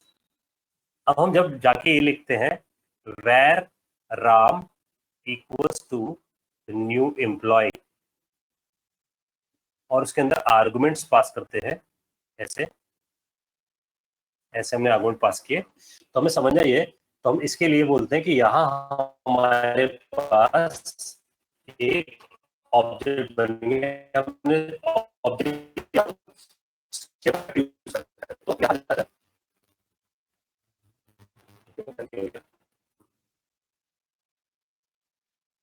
हाँ जी, तो यहाँ जाकर क्या बन गया मेरे पास, ऑब्जेक्ट। हेलो, हाँ सर ये आवाज हेलो, कट गई, पता नहीं आवाज कट गई सर, नहीं कटी कटी थी, मेरे को पता चला था कि आवाज स्लो हो गया था एकदम सिस्टम में। तो मैंने बोला यार अभी तक कि जो हमारे पास राम है वो एक ऑब्जेक्ट है, तो उसके लिए मेमोरी बनी होगी, तो उसके अंदर क्या गया होगा, आईडी गया होगा, नेम भी गया होगा, सैलरी भी गया होगा। और जितनी भी चीजें आईडी नेम सैलरी में गई हैं वो बिकॉज ऑफ दिस गई है, क्योंकि यहाँ पर हमने उसे कैसे बना रखा होगा, दिस डॉट आईडी से, दिस डॉट नेम से, दिस डॉट सैलरी से। इसका मतलब दिस कितनी बार बनेगा, जितनी बार ऑब्जेक्ट बनेगा। इसका मतलब अगर मैं जाकर एक और ऑब्जेक्ट बना कर आता हूँ, वेर शाम इक्वल्स टू न्यू एम्प्लॉय, और उसके अंदर भी कुछ आर्गुमेंट्स डालकर आता हूँ, तो क्या होगा, एक और ऑब्जेक्ट बनेगा, उसमें आईडी होगा अपना, उसमें नेम होगा अपना, और सैलरी होगा अपना। ठीक है जी। तो इसका मतलब जब भी तुम ये वर्ड लिखोगे ना शाम डॉट आईडी, तो उसका लुकअप करने का तरीका देखो क्या होगा, वो सबसे पहले इस ऑब्जेक्ट में जाकर ढूंढेगा आईडी को। अगर वो यहाँ मिल गया तो ठीक है, यहाँ नहीं मिला तो वो कहाँ पहुंच जाएगा ढूंढने के लिए, उसे कंस्ट्रक्टर में। कंस्ट्रक्टर में नहीं मिला तो कहाँ पहुंच जाएगा, प्रोटोटाइप में। ठीक है, तो इसका मतलब जब उसे नहीं मिलता ऑब्जेक्ट के अंदर तो वो प्रोटोटाइप में ढूंढना शुरू कर देता है।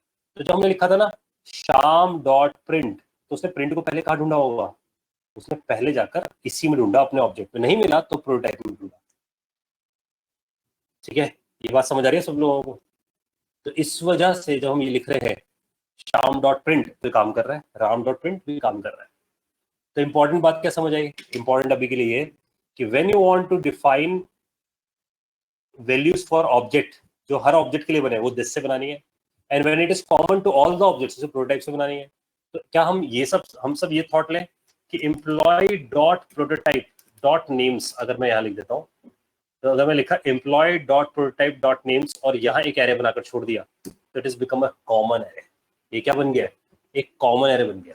अब इस कॉमन एरे में मैं कुछ भी स्टोर करके आ सकता हूँ। सबको मेरी बात समझ आ रही है? उस कॉमन एरे में क्या करके आ सकता हूँ, कुछ भी स्टोर करके आ सकता हूँ। तो अब अगर मैं जाकर यहाँ बोलता हूँ, एक मेथड क्रिएट करते हैं, employee dot prototype dot fill names, एक फंक्शन ऐसा क्रिएट करते हैं फिल नेम्स, और यहाँ लिख देते हैं हम फंक्शन, और यहाँ बोल देते हैं कि इस फिल नेम में what do you want, we want employ dot prototype dot names dot push, और whatever the name you have, जो भी तुम्हारे पास नेम है वो डाल दो। तो नेम किसके अंदर पड़ा है, दिस डॉट नेम के अंदर पड़ा है। If I do this thing, तो अब क्या हुआ होगा देखो, अब अगर मैं जब राम को ऑब्जेक्ट बनाता हूँ और यहाँ लिखता हूँ Ram dot fill names, that's it, तो क्या करेगा ये करेगा कि अगर हम यहाँ जाके देखें राम डॉट नेम्स में जाकर, तो देखिएगा मैं राम चला गया इसके अंदर।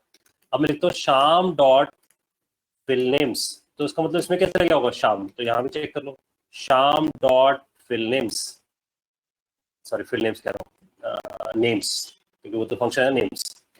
तो देख रहे हो आप, राम भी है और शाम भी है। तो अगर मैं राम से पूछूंगा राम डॉट नेम्स, तो तब भी यही आएगा आउटपुट। क्यों हुआ ऐसा, क्योंकि किसके अंदर ऐड हुआ, प्रोटोटाइप में। आई होप ये सबको समझ आया हो कि प्रोटोटाइप का मैजिक क्या है, कि प्रोटोटाइप हमेशा कहाँ डलवाता है, अपने स्केलेटन में डलवाता है। तो इट इज मोर लाइक कि जब आप ऑब्जेक्ट ओरिएंटेड प्रोग्रामिंग में बैठे होते हो, तो अगर आप यहाँ लिखते हो वॉइड प्रिंट, तो इसका मतलब वॉइड प्रिंट हमेशा किसका पार्ट होता है, एम्प्लॉय का, लेकिन दिस हमेशा किसका पार्ट होता है, ऑब्जेक्ट का। इसका मतलब प्रिंट की मेमोरी सिर्फ एक ही बार बनती है, तो राम डॉट प्रिंट भी उसे एक्सेस करता है। बस यहाँ फर्क क्या है कि हम वॉइड प्रिंट की जगह लिखते हैं प्रोटोटाइप डॉट प्रिंट। तो जो भी हमें क्लास का मेंबर बनाना है वो प्रोटोटाइप वर्ड से आएगा, और जो भी हमें दिस का मेंबर बनाना है वो दिस कीवर्ड से आएगा। ये इंपॉर्टेंट है। देखो एक बार इसे वॉक थ्रू करते हैं हम लोग। इसमें कोई डाउट है तो पूछो, क्योंकि आने चाहिए डाउट्स, क्योंकि पहली बार ऐसा कंसेप्ट पढ़ रहे लाइफ में। ये वाला देखो, इस यहाँ से शुरू करी थी हम लोगों ने बात। यहाँ पर कोई डाउट है किसी का तो पूछे। सर ये जो प्रोटोटाइप से हमने जो फंक्शन डाला है, ये अब एक ऑब्जेक्ट के अंदर गया है ना, ये ऑब्जेक्ट के अंदर गया, मतलब अगर हम डायग्राम वाइज समझे तो यहाँ गया, इसमें गया, इस वाले ऑब्जेक्ट में। और ये ऑब्जेक्ट हर क्लास के लिए यूनिक होता है, या फिर अगर मैं कोई और क्लास बनाऊंगा वो भी उस ऑब्जेक्ट को पॉइंट कर रहा होगा? नहीं, यूनिक हर एक के पास अपना प्रोटोटाइप होता है। ठीक है, तो हम उसकी प्रोटोटाइप में ऐड करके आते हैं। ठीक है जी। तो दिस में ऐड करने का मतलब उस पर्टिकुलर ऑब्जेक्ट के लिए काम, और प्रोटोटाइप का मतलब सारे ऑब्जेक्ट्स के लिए जो भी कॉमन रखना चाहते हो। प्रोटोटाइप कुछ स्टैटिक जैसा हुआ कि अलग है? नहीं, स्टैटिक जैसा नहीं है। इसको समझिए क्लास के ब्लूप्रिंट जैसा है, कि जो भी तू ब्लूप्रिंट में रखना चाहता है वो प्रोटोटाइप में डाल दे। ठीक है, ताकि वो कॉमनली सब ऑब्जेक्ट तक पहुंचे। तो कोई भी वैल्यू जो तुम कॉमनली ऑब्जेक्ट तक पहुंचाना चाहते हो सब तक, और वो एक ही वैल्यू जो सबके लिए शेयरेबल हो जाए, वो तुम किस में डाल दो, प्रोटोटाइप में। सर लेकिन ये एम्प्लॉय फंक्शन के लिए यूनिक है ना, मतलब एम्प्लॉय डॉट प्रोटोटाइप करके बनाया, क्योंकि बिल्कुल बिल्कुल, ये एम्प्लॉय के लिए। ऐसे अगर आप दूसरा देखोगे तो कोई और आपके पास होगा, जैसे राम का बनाती तो मतलब राम का होगा, मैंने स्टूडेंट का प्रोटोटाइप बनाती तो स्टूडेंट का प्रोटोटाइप बिल्ड हो जाएगा। सर तो वो उसी के ऑब्जेक्ट यूज कर सकते हैं ना, और कोई ऑब्जेक्ट नहीं यूज कर सकते। बिल्कुल बिल्कुल बिल्कुल। तो सर लर्निंग ये है कि आपके हर फंक्शन के साथ आपके पास एक प्रोटोटाइप होगा, हर फंक्शन के साथ। ये रूल समझ लो, अगर एम्प्लॉय बनाए एम्प्लॉय का प्रोटोटाइप होगा, कस्टमर होगा तो कस्टमर का प्रोटोटाइप होगा, स्टूडेंट होगा तो स्टूडेंट का प्रोटोटाइप होगा। मतलब उस प्रोटोटाइप में क्या डालना चाहते हो वो हमें डिसाइड कर रहा है। सर एक चीज और बता दो, आपने सर जब यही चीज एक बार पहले भी बताई थी, लेकिन एरे के साथ बताई थी, जो प्री डिफाइंड क्लास थी हमारी, मतलब प्री डिफाइंड फंक्शन था, और आपने कहा था कि वो सिर्फ लोकल होगा उसी फाइल के लिए जिसमें मतलब काम करा जा रहा है। तो सर ये भी तो फिर वैसे ही होगा, जब हटेगा तो हट जाएगा सब कुछ। हाँ बिल्कुल है, और क्या प्रोटोटाइप में तो डाल रहे हो तुम। और असल में बात अगर तुम देखो तो इसकी जो ब्यूटी है ना वो है, ये रन टाइम पे काम करने वाली चीज है, क्योंकि तुम प्रोटोटाइप पे जाकर कहीं पे भी डाल दो। ये जो मैं स्टेटमेंट लिखा हूँ तुम लोगों के सामने, ये वाली स्टेटमेंट जो लिखी है यहाँ से नीचे आते, ये वाली employ dot prototype dot print, इस स्टेटमेंट को किसी फंक्शन के अंदर कर सकता हूँ ना मैं, जहां मर्जी रख दूं उसे। ये डायनेमिक है ना, अगर तुम ध्यान से देखो तो क्लास के पास एक फीचर नहीं होता था।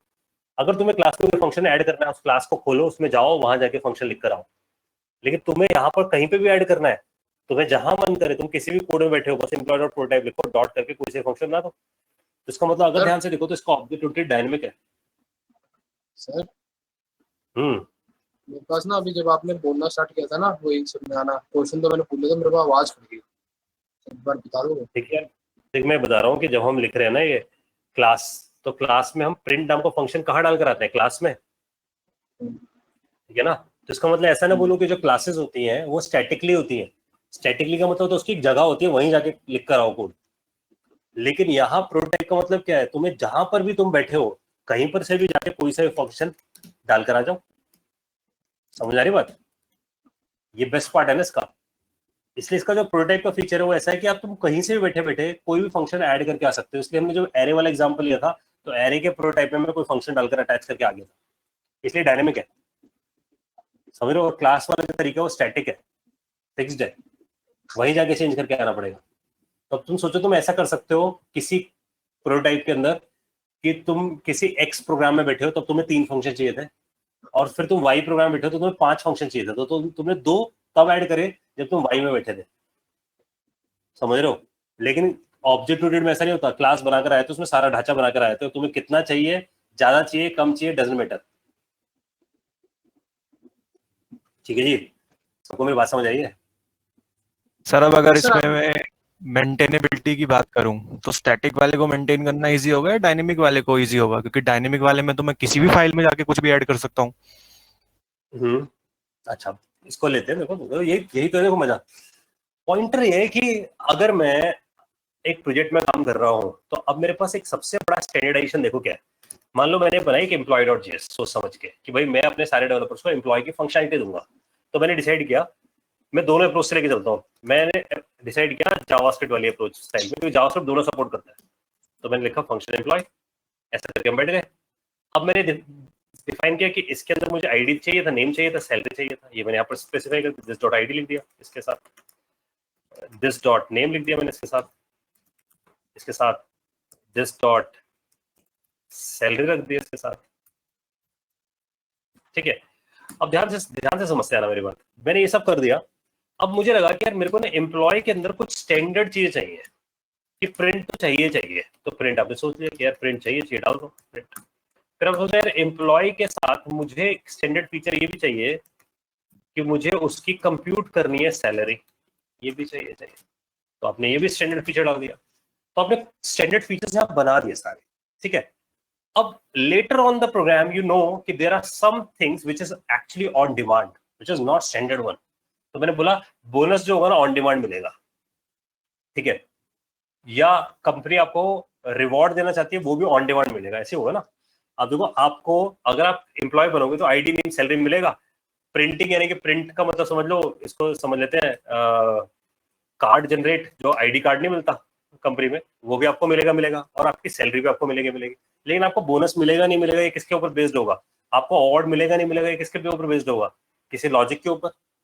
तो जिस लॉजिक में बैठा हूंगा मैं, समझना, अगर मैं जिस लॉजिक में बैठा हूंगा, तो मान लो मेरे पास एक आगे चल के है award.js, तो मैं उस award.js में जाकर based on the logic I can add it something कि प्रोटोटाइप डॉट, कि अगर मेरा कोड अवार्ड वाले सेक्शन में जाता है तो एम्प्लॉय के अंदर उस टाइम पे अवार्ड वाला फंक्शन डालकर आ जाए, जो सारे एम्प्लॉयज के ऊपर अवार्ड की एग्जीक्यूशन करके आ जाए। तो ये ऑन डिमांड नहीं हो गया मेरे पास। अब आप मुझे ये बताओ कि मैंने तो दोनों काम करके दिखा दिया आपको। मैंने बोला देखो मैं ये वाला तो काम कर ही सकता हूँ जो तुम कर रहे हो C++ में, जावा में, लेकिन ये वाला काम करके बताओ। तो फायदा है ना, समझो, समझ आ रही है मेरी बात? जो तुम C++ में कर सकते थे वो तो मैंने बना के दिखाई दिया तुम्हें, स्टैंडर्ड आर्किटेक्चर। और मैंने ये भी दे दिया कि मैं दूसरी जेएस में जाकर तुम्हारे क्लास के अंदर 2 मेथड और ऐड करके आ सकता हूँ, जो सिर्फ उसी को नीडेड है, बाकी को नीडेड नहीं है। हाँ जी, समझ में आई सबको मेरी बात है? ये फीचर तुम्हारे तो पास सर ये C++ में नहीं मिलता। award.js वाला ही कंपोनेंट यूज करेगा, मतलब उस पे इफेक्ट नहीं आएगा ना employee.js पे? तो उस पे award उसमें तो नहीं आएगा ना? हाँ बिल्कुल, क्योंकि वो अलग स्कोप में चल रहा है उस मोमेंट पे, ये अलग स्कोप में चल रहा है। अब इफेक्ट होगा नहीं होगा इसके ऊपर डिपेंड क्या करता है कि employee.js किसी ऐसी जगह, मतलब एक HTML फाइल में employee.js लगी हुई है और award.js वाली जो लगी हुई है वो दूसरी HTML फाइल में लगी हुई है। तो ऐसा समझना 2 वेब पेज है मेरे पास। इसको इस थॉट से लेके चलना कि मेरे पास 2 वेब पेज है। एक वेब पेज पे सिर्फ एम्प्लॉय की इंफॉर्मेशन भरी जाती है, so I am using employee.js there. तो इस वेब पेज को कोई फर्क नहीं पड़ेगा अवार्ड से, क्योंकि ये सिर्फ किसी यूज करता है employee.js को। एक दूसरा वेब पेज है जहां पर अवार्ड्स पे काम करता हूँ, तो वहां पर मैं किसको लगा के बैठूंगा? award.js तो लगाऊंगा, लेकिन उससे पहले किसको लोड करूंगा?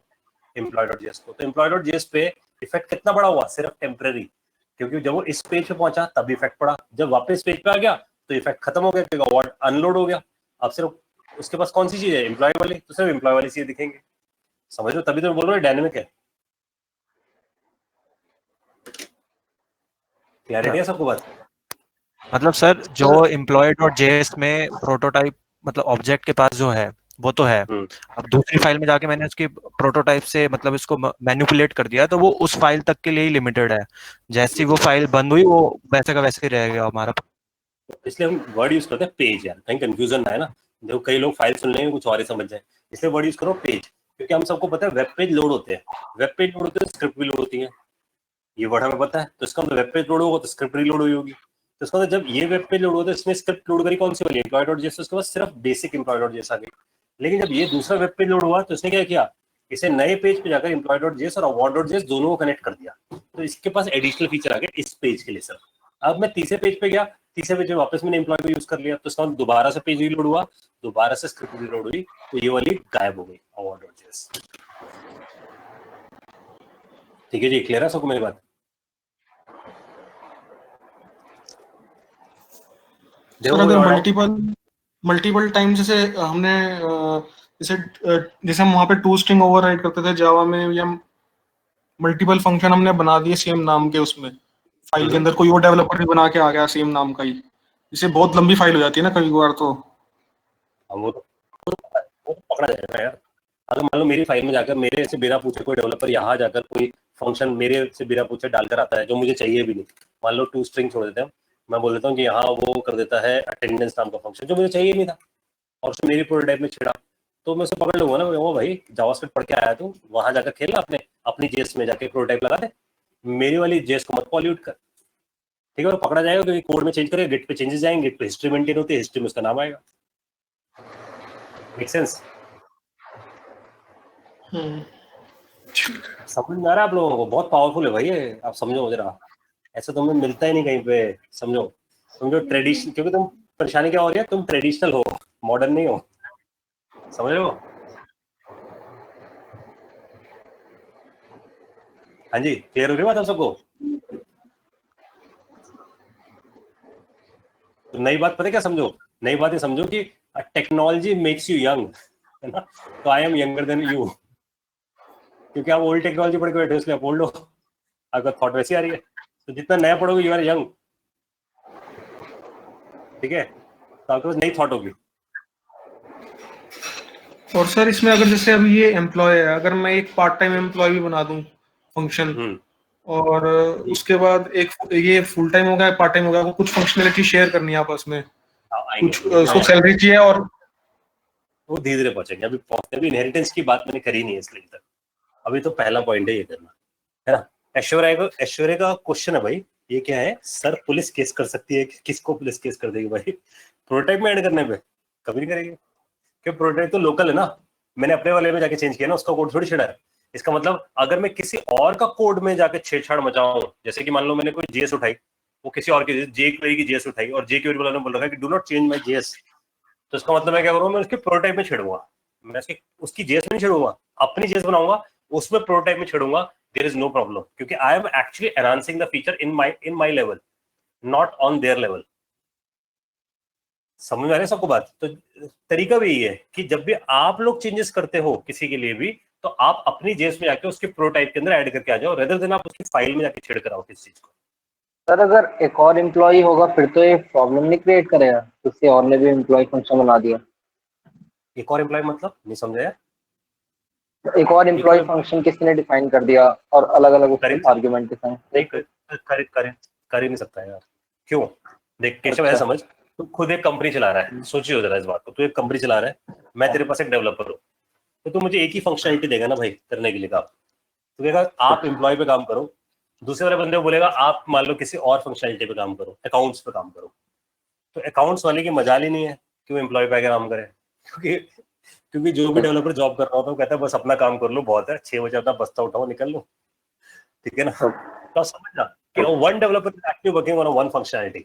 अब अगर मान लो मैं छुट्टी पे हूँ, आप पर नया डेवलपर आके मेरी चीज पे काम करता है, तो वो मेरी चीजों को छेड़ नहीं सकता, वो डिलीट नहीं मार सकता इसको, क्योंकि उसे पता है गिट पे पता चल जाएगा कि चेंजेस करे। क्लियर है बात? सर हाँ, और एक और चीज थी, जैसे हमने अवार्ड जेएस में यही वाला एम्प्लॉय यूज किया है, मतलब तो एक्सपोर्ट और इंपोर्ट वाला और इस वाले में क्या फर्क आया फिर? देखो यहाँ पर तो हम जो जेएस पढ़ रहे हैं ना, हम एक्सपोर्ट इंपोर्ट पे नहीं खेल रहे, क्योंकि मैंने बताया था एक्सपोर्ट और इंपोर्ट के लिए आपको या तो डीनो सीखना पड़ेगा या नोड सीखोगे आप आगे चल के, वहां मिलेंगे आपको एक्सपोर्ट इंपोर्ट, या रिएक्ट में मिलेंगे हमें, क्योंकि यहाँ पर हमारे पास मॉड्यूल लोडर नाम की चीज नहीं है। जो प्योर जेएस है ना, उससे मॉड्यूल लोडर नहीं बना के दिया हमें, वो कहता है आप इंपोर्ट एक्सपोर्ट कीवर्ड यूज करते हो लेकिन वो चलेंगे नहीं, क्योंकि उसके पास मॉड्यूल लोडर ही नहीं है बिहाइंड द सीन। तो कहता है इसको यूज करना तो रिएक्ट पढ़ो, नोड पढ़ो, वहां मॉड्यूल लोडर मिलेंगे हमें। तो अभी हम लोग अगर इसे यूज करने जाएंगे तो हम लोग कैसे यूज करेंगे? हम लोग यूज करेंगे, हम अपनी HTML बनाएंगे, जैसे मैंने बना दी a.html। अब a.html में जाकर मेरे को जिसको यूज करना होगा उसको यूज करने के लिए I will write script tag, तो मैं स्क्रिप्ट टैग लिख दूंगा यहाँ पर, ठीक है, और स्क्रिप्ट टैग में उस जेएस को ले आऊंगा, तो मैंने यहाँ लिख दिया script src equals to and let's से employee.js। समझ आ रही बात? या award.js ऐसे लेकर आऊंगा, तो दोनों लोड हो जाएंगे। हाँ जी, सबको मेरी बात एक ही पेज पे सिर्फ दिखाना हो, तो एक पेज पे दिखाना होगा तो नहीं कर पाएंगे ना सैलरी, और वो HTML पे ही दिखाएंगे। अगर employee.js भी हमने डाल दिया और वो भी डाल दिया, क्योंकि दोनों का यूज कर रहे हैं एक ही पेज पे, एक पार्टीशन डिव के अंदर, जैसे सब दिखा देंगे ना, क्या टेंशन है। दूसरे वाले डेवलपर को बता रखा होगा ना कि employee.js में अपने एम्प्लॉय वाले फंक्शन कॉल लगाओ, अवार्ड वाले को बोलेंगे अवार्ड वाले फंक्शन कॉल लगाओ। समझ रहे हो ना बात? 2 डिव है, क्लियर है ना? ठीक है सर। तब रिस्ट्रिक्शंस पैदा कर देंगे ना कि भाई आप अपने कॉल लगाओ, ये अपने कॉल लगाएगा। हाँ जी, सबको डाइजेस्ट है बात? अब यहाँ तक क्लैरिटी हुई है सबको कि भाई हमने एक फंक्शन एम्प्लॉय बनाया, उसके साथ एक प्रोटोटाइप है, प्रोटोटाइप के अंदर जो भी हम जोड़ेंगे वो सब ऑब्जेक्ट्स को मिलेंगे, शेयरेबल हो जाएंगे। और ये जो प्रोटोटाइप है वो कहाँ से आई है? वो आई ऑब्जेक्ट से। अब जो क्वेश्चन आया था इनहेरिटेंस का, देखो उसका आंसर यहाँ है अंडरस्कोर प्रोटो। तो बोल रहे ये वाला ऑब्जेक्ट इनहेरिट करता है किसको? इस वाले को। तो यहाँ वर्ड इनहेरिट नहीं है, समझना आपको, it is not a inheritance. तो इसका मतलब जो हम पढ़ रहे हैं, ध्यान सुनना, जो हम पढ़ रहे हैं ये ऊप्स नहीं है, तो इनहेरिटेंस में बोलूंगा ही नहीं, इसलिए मैंने बोल दिया आपको क्लास नहीं, इनहेरिटेंस नहीं, ओवरलोडिंग नहीं, ये सब नहीं है वर्ड्स। दूसरा आपको कंपैरिजन करने के लिए दिमाग में डालेंगे बस, क्रॉस क्रॉस क्रॉस ऐसा। तो इसका मतलब JavaScript it's not object oriented, right? It is something called, it is, इसको हम बोलते हैं उलू, ठीक है? It is not object oriented. तो OLOO is basically object linked to another object. तो अनदर का ओ यहां आ गया, अनदर ऑब्जेक्ट, ठीक है जी, या अदर बोल दो बेटर है, ठीक है जी। आपको बात समझ आ रही? तो ये है उलू पे काम करता है, कहता है object link to other object. इसका मतलब यहां अगर आप ध्यान से देखो तो आपको बात समझ आएगी कि एम्प्लॉय जो है वो प्रोटोटाइप के थ्रू लिंक्ड है ऑब्जेक्ट पे, ऑब्जेक्ट जो है वो ऊपर वाले ऑब्जेक्ट पे लिंक्ड है जो कि ऑब्जेक्ट टाइप का ऑब्जेक्ट है। समझ रहे होते हैं? यहाँ पर लिंकेज क्रिएट होती है, ना कि इनहेरिटेंस क्रिएट होते हैं। तो यहाँ रिलेशनशिप लिंकेज बनते हैं। जो राम श्याम है ये ऑब्जेक्ट कौन से वाले में है? एम्प्लॉय में है फिर ऑब्जेक्ट में है? ये कंफ्यूजन हो रही है। ये एम्प्लॉय में है, एम्प्लॉय से बने और लेकिन लिंकेज क्रिएट करके बैठे हैं। फिर ये देखो, देखना जरा, यहाँ दिखेंगे हमें सारे लिंकेज, 3-4 ऑब्जेक्ट हो गए ना, तो मतलब देखो लिंकेज हम अगर हम देखने जाते हैं राम पे जाते हैं, राम के पास एम्प्लॉय है, ठीक है? और फिर अगर आप उसका प्रोटो देखोगे तो देखो उसके प्रोटो में, अगर तुम्हें प्रोटो देखोगे तो तुम्हें दिख जाएगा फिल नेम्स है, प्रिंट है और कंस्ट्रक्टर है। तो ये ऐसा हुआ, देखो यहां गए हम इस जगह, इसको मैं क्लीन कर देता हूँ थोड़ा सा, ज्यादा बेटर है क्योंकि बहुत सारा जंगल हो गया। अब देखो फाइनल डायग्राम पे ध्यान देना। सबसे पहले जब इन्होंने बनाया सब कुछ तो इन्होंने सबसे पहला काम क्या किया? They have created something called function object. ये जावास्क्रिप्ट वालों ने काम किया। सबसे पहले एक फंक्शन आ गया ऑब्जेक्ट नाम से, फिर उसकी एक लिंकेज क्रिएट करी गई। लिंकेज किसके थ्रू? इस प्रोटोटाइप में क्या डाला गया? इसमें डाला गया एक ऑब्जेक्ट, ठीक है? तो ये जो ऑब्जेक्ट था इसके पास था टू स्ट्रिंग जो मैं आपको दिखा रहा था, या वैल्यू ऑफ, या सेटर गेटर्स, ऐसी कॉमन चीज जो ऑब्जेक्ट के अंदर होनी चाहिए वो डाल दी गई इसकी प्रोटोटाइप में, ठीक है? यहां तक हुआ। अब उसके बाद हम लोगों ने क्या किया? एज ए डेवलपर हम लोगों ने एम्प्लॉय बनाया, तो हमारे पास बना एम्प्लॉय। तो ये राउंड में थे, मैंने बोला था फंक्शन है, तो इट इज अ फंक्शन। और इसने बोला कि भाई मैं भी लिंकेज क्रिएट करता हूँ, एक प्रोटोटाइप क्रिएट करता हूँ, किसके लिए? ऑब्जेक्ट के लिए। तो यहाँ क्या है? अगर हम ध्यान से देखें तो हमने यहाँ प्रिंट डाला, अपना नेम्स डाला हम लोगों ने, है ना? और ये प्रोटोटाइप है। क्लियर है सबको मेरी बात यहाँ तक? अब आपने क्या किया? आपने एम्प्लॉय कंस्ट्रक्टर को, ध्यान सुनना, एम्प्लॉय कंस्ट्रक्टर को बुलाया, कंस्ट्रक्टर को कॉल लगाया, लेकिन कॉल लगा के जो ऑब्जेक्ट मिला हमें वो यहां से मिल गया। तो कंस्ट्रक्टर से दिस वाली चीज आ गई, ध्यान सुनना, कंस्ट्रक्टर से दिस वाली चीज आ गई और यहां से प्रोटोटाइप वाली चीज आ गई, ठीक है? तो अगर हम इसको देखते हैं, और इसका रिवर्स भी है, ये बात भी याद रखो, इसका रिवर्स क्या है कि ये भी किससे लिंक करके बैठा हुआ? इससे, लेकिन किसके थ्रू? कंस्ट्रक्टर के थ्रू। और ये भी ऐसे रिवर्स लिंक करके बैठा हुआ, किसके थ्रू? कंस्ट्रक्टर के थ्रू। और ये इसको इनहेरिट करके बैठा हुआ किसके थ्रू? प्रोटो के थ्रू, ठीक है जी? यहां तक बात है इससे सबको? देखो भाई यहां तक क्लियर होना चाहिए। अब बात करते हैं अपने ऑब्जेक्ट की। तो हमने जो ऑब्जेक्ट बनाया है वो बनाया यहाँ पर राम। तो राम कहता है देखो मेरे पास दिस के जो फीचर्स मंगाए थे मैंने वो यहाँ से मंगाए थे, दिस वाले सारे फीचर्स, लेकिन जितने प्रोटोटाइप वाले फीचर मंगाए थे वो यहाँ से मंगाए थे, इसलिए दोनों से निकल कर आया, ठीक है? तो जब तुम मांगते हो ram.id, तो ठीक है यहाँ से ले आओ आईडी, तुम बोलते हो ram.print, प्रोटोटाइप से ले आता है, ठीक है? इसलिए उसने दोनों के साथ लिंकेज क्रिएट करी है अल्टीमेटली। आप सबको बात समझ आ रही है? तो मैं इसको, इस लिंकेज को सिंप्लीफाइड कर रहा हूँ इसलिए। तो जावास्क्रिप्ट ने इंटरनली क्या किया? उसे पता था कि दो जगह से डेटा आना है, तो उसने क्या किया? उसने बोला कि भाई मेरे पास से लिंकेज है, ध्यान से लिखना, कहता है आपने बनाया राम का ऑब्जेक्ट, श्याम का ऑब्जेक्ट, तो वो कनेक्ट हो गया इसके साथ, वो कनेक्ट हो गया इसके साथ। कैसे बदला? देखो जरा, हमने राम को खोला तो राम के पास प्रोटो है, प्रोटो में देखो प्रोटोटाइप वाली सारी चीजें, ध्यान से देखना, मैं लिखता हूं एम्प्लॉय डॉट प्रोटोटाइप, देखो जरा एम्प्लॉय डॉट प्रोटोटाइप में जो चीजें आ रही है, और मैं बोल रहा हूँ राम डॉट प्रोटो में जो चीजें आ रही है सेम है, ध्यान दो। और ये बात टेस्ट करते हैं, employee dot prototype equal to Ram dot proto. देखा आप लोगों ने? इससे बात ट्रू हो गई कि ऐसा होता है इंटरनली?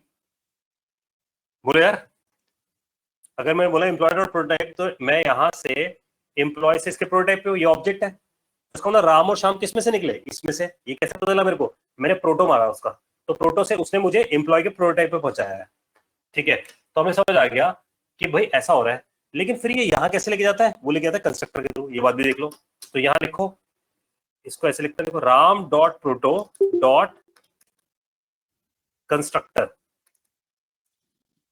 यहाँ लिखते हैं। ठीक है, तो देखो पहुंच गया इसके कंस्ट्रक्टर पे। तो ये बिल्कुल प्रूव हो गई बात कि राम से इसके प्रोटोटाइप पे पहुंचे, प्रोटोटाइप से कंस्ट्रक्टर पहुंच गए। तो यहां से उद्देश्य उठा लेता है सब कुछ। बताओ भाई। तो अब अगर मैं ये लिख दूं तुम्हारे सामने, राम डॉट प्रोटो, तो इससे मैं कहां पहुंचा था? देखो ऊपर। अब इससे भी ऊपर पहुंचने के लिए क्या लिख दूं? राम डॉट प्रोटो प्रोटो, तो पहुंच गया सबसे ऊपर। और अगर ध्यान से देखो, इसके ऊपर टू स्ट्रिंग वगैरह सब कुछ पड़ा होगा, पड़ा है टू स्ट्रिंग वैल्यू ऑफ। तो ये लिंकेज भी समझ आ गई कि ऐसे गया है? बताओ यार, सबको समझ आ रही है मेरी बात? Yes sir. के अंदर क्या हो रहा है पूरा? सर मतलब ये जो आपने ऊपर वाली हायरार्की बनाई है, हम उसको ही खुद से क्रिएट करना चाह रहे हैं। हाँ जी, ये हमारे लिए ना, ये उसके लिए है। ये अगर ध्यान से देखो, this is what, this is system defined thing, this is user defined thing. ऐसे ही तो होता है। अगर आप ध्यान से देखो तो C++ में तो ये क्या है, C++ में कुछ क्लासेस पहले से प्री डिफाइन है, कुछ ऑब्जेक्ट्स पहले से प्री डिफाइन है। आप क्या करते हो? आप खुद बनाना सीखते हो। इसका मतलब सारी प्रोग्रामिंग कैसे बनी हुई है? पहले से कुछ मॉडल डिफाइन है और हमसे बोला जाता है कि तुम अपने बनाओ, तो ताकि हम कस्टमाइज कर सको चीजों को अपने हिसाब से। सर मतलब जैसे जो फंक्शन ऑब्जेक्ट है उसकी प्रोटोटाइप में टू स्ट्रिंग वगैरह पड़े हुए, और हमने अपना फंक्शन एम्प्लॉय बनाया, हमने उसमें प्रिंट और नेम्स वगैरह डाल दिया, और हमारी प्रोटोटाइप उसकी प्रोटोटाइप से इंस्पायर्ड होकर बनी है। ठीक है ना? सारे फीचर वो सेम होंगे। तो अब हमें समझ आया कि राम से अगर हम प्रोटो, इसका मतलब तुम्हें समझ आया, प्रोटो ही इनहेरिटेंस जैसा काम करता है हमारे लिए। तो अगर मान लो मेरे को इसके ऊपर कुछ बीच में बिठाना है, सोचना जरा, मेरे को अगर इसके बीच में एक ऑब्जेक्ट बिठाना है कोई और अपना कस्टमाइज, तो मैं इसका प्रोटो में बदल दूं, क्योंकि इसका प्रोटो किससे लिंक्ड है? पेरेंट से। अगर इसका प्रोटो बदल दूं तो किसी और ऑब्जेक्ट से लिंक नहीं हो जाएगा। तो इसलिए मैं बोल रहा हूँ object linking to another object है यहाँ पर, इसलिए उलू है ये, है ना? क्लास वाले पे काम नहीं करता है।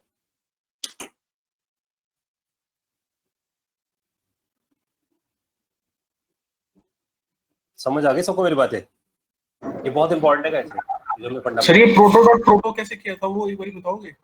देखो ना, मैं राम पे बैठा था, राम पे प्रोटो मारूंगा। अगर मैं राम पे, क्योंकि मैंने वर्ड सिखाया है, लिंकेज है यहाँ पर। राम की लिंकेज निकालने के लिए क्या लिखना है? प्रोटो। तो वो हमें कहाँ पहुंचाएगा? प्रोटोटाइप पे, ऊपर वाले पे, इस वाले नीले वाले बॉक्स में। ठीक है ना? ये तो बात क्लियर है ना जरा, कि हम प्रोटोटाइप पे पहुंचने के लिए करेंगे राम डॉट प्रोटो, तो यहाँ पहुंच गए। अब अगर मैं इसके ऊपर फिर से प्रोटो मारूं, तो ये कहाँ पहुंचाएगा मेरे को? उससे भी ऊपर, यहाँ पर। ठीक है? और अगर मैं उसके प्रोटो पे पहुंचकर, अब सोचना, अगर मैं इसके प्रोटो पे पहुंच के इसके कंस्ट्रक्टर पे जाना चाहता हूँ, तो क्या लिखूं? Dot constructor. तो मैं सीधा ऑब्जेक्ट पे नहीं पहुंच जाऊंगा। देखो पहुंच गया ना ऑब्जेक्ट पे। प्रूव नहीं हो गया? देखो सब चीजें जो हमने पढ़ा है वो सब प्रूव हो गया। Yes sir. सबको डायरेक्ट से बात।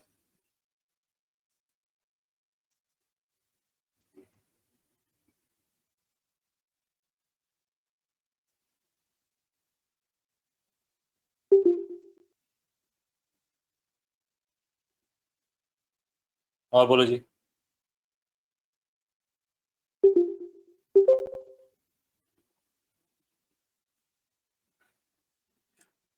आगे बढ़े से, अगर ये क्लियर है आप सबको कि कैसे कैसे काम कर रहा है? थोड़ी सी कंफ्यूजन हो रही है सर। बोलो बोलो बोलो। सर ये प्रोटोटाइप ऑब्जेक्ट है ना? प्रोटोटाइप जो ऑब्जेक्ट है, और ये और उलू है, proto- ये नहीं भूलना है। हाँ, यहाँ ऑब्जेक्ट ऑब्जेक्ट से लिंक करता है, क्लास क्लास से लिंक नहीं हो रही है, क्योंकि क्लास है नहीं। ठीक है। इसलिए फंस जाता है ना बंदा। तुम इनहेरिटेंस क्यों याद रखते हो? मैं कह रहा हूँ साइड कर दो इनहेरिटेंस को। क्यों याद रखते हो क्लास? साइड कर दो। अब तो नए तरीके से सीख रहे हो सब चीज, इसका स्टाइल अलग है ना। मैं सर उस पे वो नहीं हो रहा, बट मैं कह रहा हूँ कि ये जो हम न्यू लिखते हैं तो ये सब कुछ ऑब्जेक्ट वगैरह अपने आप लिंक क्रिएट करके आता है। ये अपने आप करके आता है। ये तो हमें दिख रहा है ना यार, कोड की प्रूवेंस है ना। मैंने तुम्हारे सामने डायग्राम रखा और कोड रख दिया, कोड ने प्रूव कर दिया डायग्राम मेरा कैसा हो रहा है, क्योंकि तुमने उससे चेक कर लिया हर चीज। समझ आ रही बात? तभी तो मैं बोला कि राम के, अब ये डायग्राम से नोट रखो आप लोगों, और फिर मेरे कोड को घर पे बैठ के अच्छे से समझना। पूरी बात क्लियर रहेगी कि राम डॉट प्रोटो से प्रोटोटाइप पे पहुंचते हैं, फिर प्रोटो मारते तो ऑब्जेक्ट पे पहुंचते हैं, फिर कंस्ट्रक्टर मारते तो इस वाले फंक्शन पे पहुंच जाते हैं। अगर यहाँ प्रोटोटाइप पे कंस्ट्रक्टर मारते तो एम्प्लॉय पे पहुंच जाते हैं। ठीक है जी।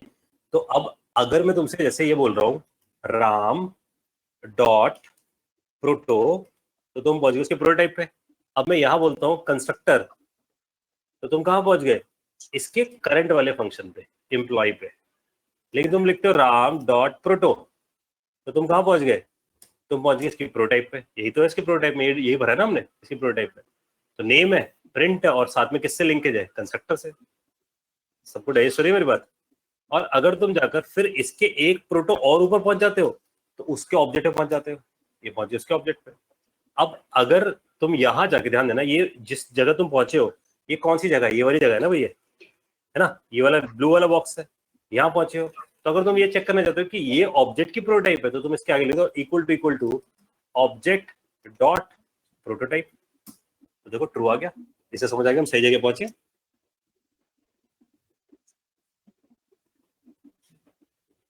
क्लियर है आप लोगों को?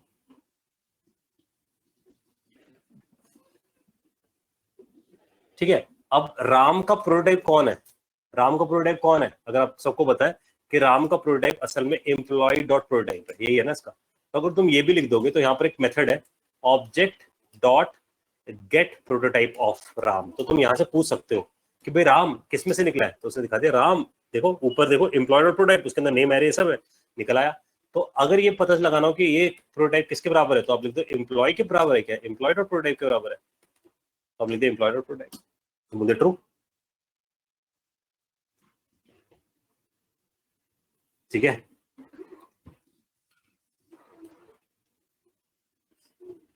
हाँ जी, डाइजेस्ट हो गया आप लोगों को वाला कंसेप्ट? अच्छा, एक चीज और देखो इसमें जो मजेदार चीज है वो ये है कि अगर मैं लिखता हूं यहां जाकर राम पे जाके लिखता हूं राम डॉट टू स्ट्रिंग, तो मैंने इनहेरिटेंस दिख जाएगा पूरी तरीके से, लेकिन है नहीं इनहेरिटेंस यहाँ पर। राम डॉट टू स्ट्रिंग जैसे मैंने लिखा तो क्या करेगा वो? प्रोटो से इस पे पहुंचेगा, यहाँ जाके टू स्ट्रिंग ढूंढेगा, नहीं मिलेगा, फिर प्रोटो से फिर ऊपर पहुंच जाएगा, फिर टू स्ट्रिंग देखेगा, यहाँ मिल जाएगा, तो इसका मतलब ऑब्जेक्ट क्लास का टू स्ट्रिंग ला देगा। समझ आ रही बात आप सबको? इसे हम बोलते हैं प्रोटोटाइप चेनिंग। तो प्रोटोटाइप चेनिंग क्या बोलता है? वो कहता है पहले तो करंट में ढूंढ दो, राम में ढूंढूंगा कि टू स्ट्रिंग है या नहीं, नहीं है फिर प्रोटोटाइप में ढूंढूंगा, नहीं है प्रोटोटाइप में ढूंढने के लिए क्या यूज करूंगा? प्रोटो, फिर जाके क्या ढूंढूंगा? उससे ऊपर वाले प्रोटो में। तो इसका मतलब अपने आप इनहेरिटेंस चेन करके आता है पूरा, इसलिए इसे बोलते हैं प्रोटोटाइप चेनिंग। ये भी इंटरव्यू में पूछा था question, what is prototype चेनिंग? Interview पूछा था what is proto, proto is for linkage, what is prototype? It's a ढांचा। ठीक है ना? तो हर फंक्शन का अपना एक ढांचा है प्रोटोटाइप पे। तो इसको आज तक जितने फंक्शन बनाए हैं सबके पास अपने प्रोटोटाइप है।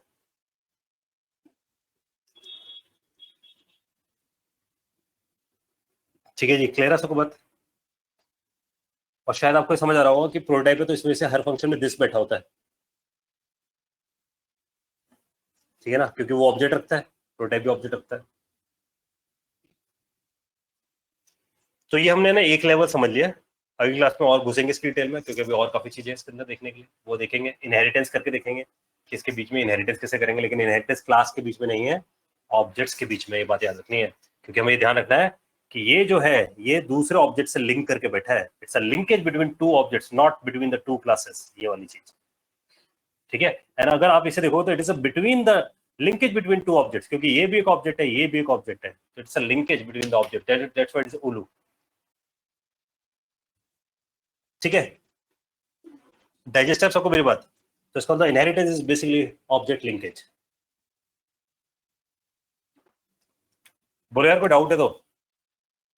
सर इसमें अगर स्टैटिक फंक्शंस बनाने हो तो वो थोड़ा बाद में आएगा। हाँ, करेंगे अभी, स्टैटिक बना देंगे इसके अंदर, सब चीजें पॉसिबल है यार, सबकी स्ट्रेटेजीज है यहाँ पर अलग अलग चीजों की, होगा सब कुछ फंक्शन स्टाइल से। ठीक है, तो अभी जो एजेंडा जो बाकी है वो तो है हम इनहेरिटेंस कैसे करेंगे इसके अंदर, वो फंडा में देखना है अभी, इनहेरिटेंस का इम्पैक्ट कैसे होने वाला है। ठीक है, और ये आपको क्लियर हो जाए वाला डायग्राम। फिर हम वो वाला देखेंगे ऑप्शन की क्लासेस कैसे आई है, क्योंकि ECMA 6 में इन्होंने क्लास नाम का कीवर्ड बना दिया है, लेकिन अंदर तो वो यही है। ठीक है, तो उसका फायदा क्या, उसका नुकसान क्या, उसके कुछ फायदे भी है, उसके कुछ नुकसान भी है। ठीक है, तो कुछ फीचर लेकर आया एडिशनल।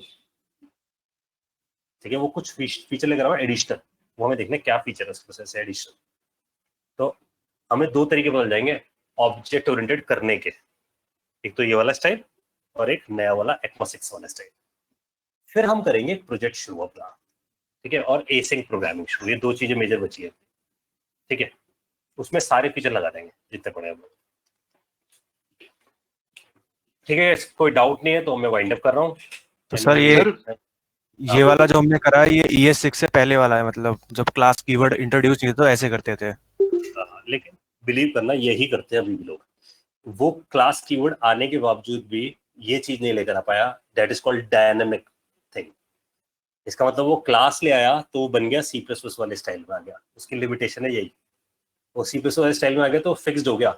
लेकिन जावास्क्रिप्ट वाले डेवलपर्स को आदत पड़ी हुई डायनेमिक चीजें करने की, तो उन्हें चाहिए प्रोटोटाइप, इसलिए मैंने बड़ा एम्फेसिस दिया इसके ऊपर।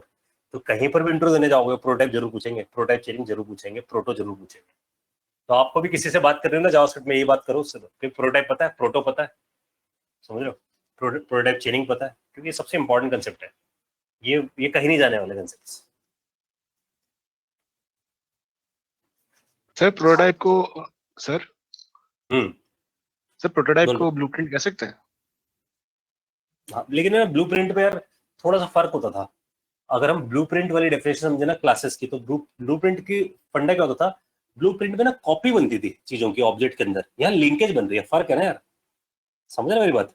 देख तू नेम्स पे देख, नेम्स पे हम लिंक करके बैठे थे, इसलिए एक बंदा राम डालता था एक बंदा श्याम डालता, दोनों पे इफेक्ट पड़ता था, है ना। अगर तू C++ के स्टाइल में देखे तो वहां ब्लूप्रिंट होता था और फिर उसकी कॉपी बनती थी ऑब्जेक्ट में, उस ऑब्जेक्ट में जो कॉपी बनती थी उसका इफेक्ट दूसरी जगह नहीं होता था, समझ रहे हो। That's why blueprint word use नहीं करा जाता था, मैं उलू पे ज्यादा ध्यान दे रहा हूँ कि इट्स अ लिंकेज, क्योंकि लिंकेज याद रखोगे ना वर्ड तो इनहेरिटेंस समझ आ जाएगा इसका। क्लियर है? ठीक है सर। इसलिए हमें समझ रहे ना, हम C++ जावा से नहीं कंपेयर करें, कि कई बार मेरे से कई बच्चे पूछते हैं कि सर हमने जावा कर रखा है, हमें जावास्क्रिप्ट करनी है, तो लगता है जावा वर्ड है ना दोनों तरफ, और करली ब्रैकेट भी होता है यहाँ पर, है ना, सेमीकोलन भी होता है यहाँ पर, तो कहते हैं वही यूज कर लेंगे। तो मैं बोलता हूँ एथोलॉजी बिल्कुल अलग है, समझ रहे हो, क्योंकि हम जब इसके बारे में पढ़ रहे हैं तो सारा कंसेप्ट अलग है ना, टाइम कहाँ लग रहा है, ध्यान दो, आप कंसेप्ट बिल्ड कर रहे हो दोबारा से नया, क्योंकि प्रोटोटाइपल वे तो कभी देखा ही नहीं हमने, हम तो पढ़ते हैं ऑब्जेक्ट ओरिएंटेड सबके सब, फंक्शनल स्टाइल हमने कभी पढ़ा ही नहीं है, that's why it is taking time. Call, apply, bind, ये सब चीजें कभी सुनने में नहीं आती ना, दिस डायनेमिक हो जाए कभी सुनने में नहीं आता, समझ लो, यही इसकी पावर है इस प्रोग्रामिंग की, तभी वेब में नंबर 1 है इस वक्त। ठीक है जी, चलो मैं अभी से वाइंड अप कर रहा हूँ, इस कोड को मैं शेयर कर रहा हूँ आप लोगों से, इसे अच्छे से देख कर आना अगली क्लास के, ताकि काफी सारे डाउट्स होंगे आप लोगों के, फिर हम आगे बढ़ते हैं। सर बोलिए जी। सर वो जो कोड भेजे थे उनके डाउट बता दो कभी।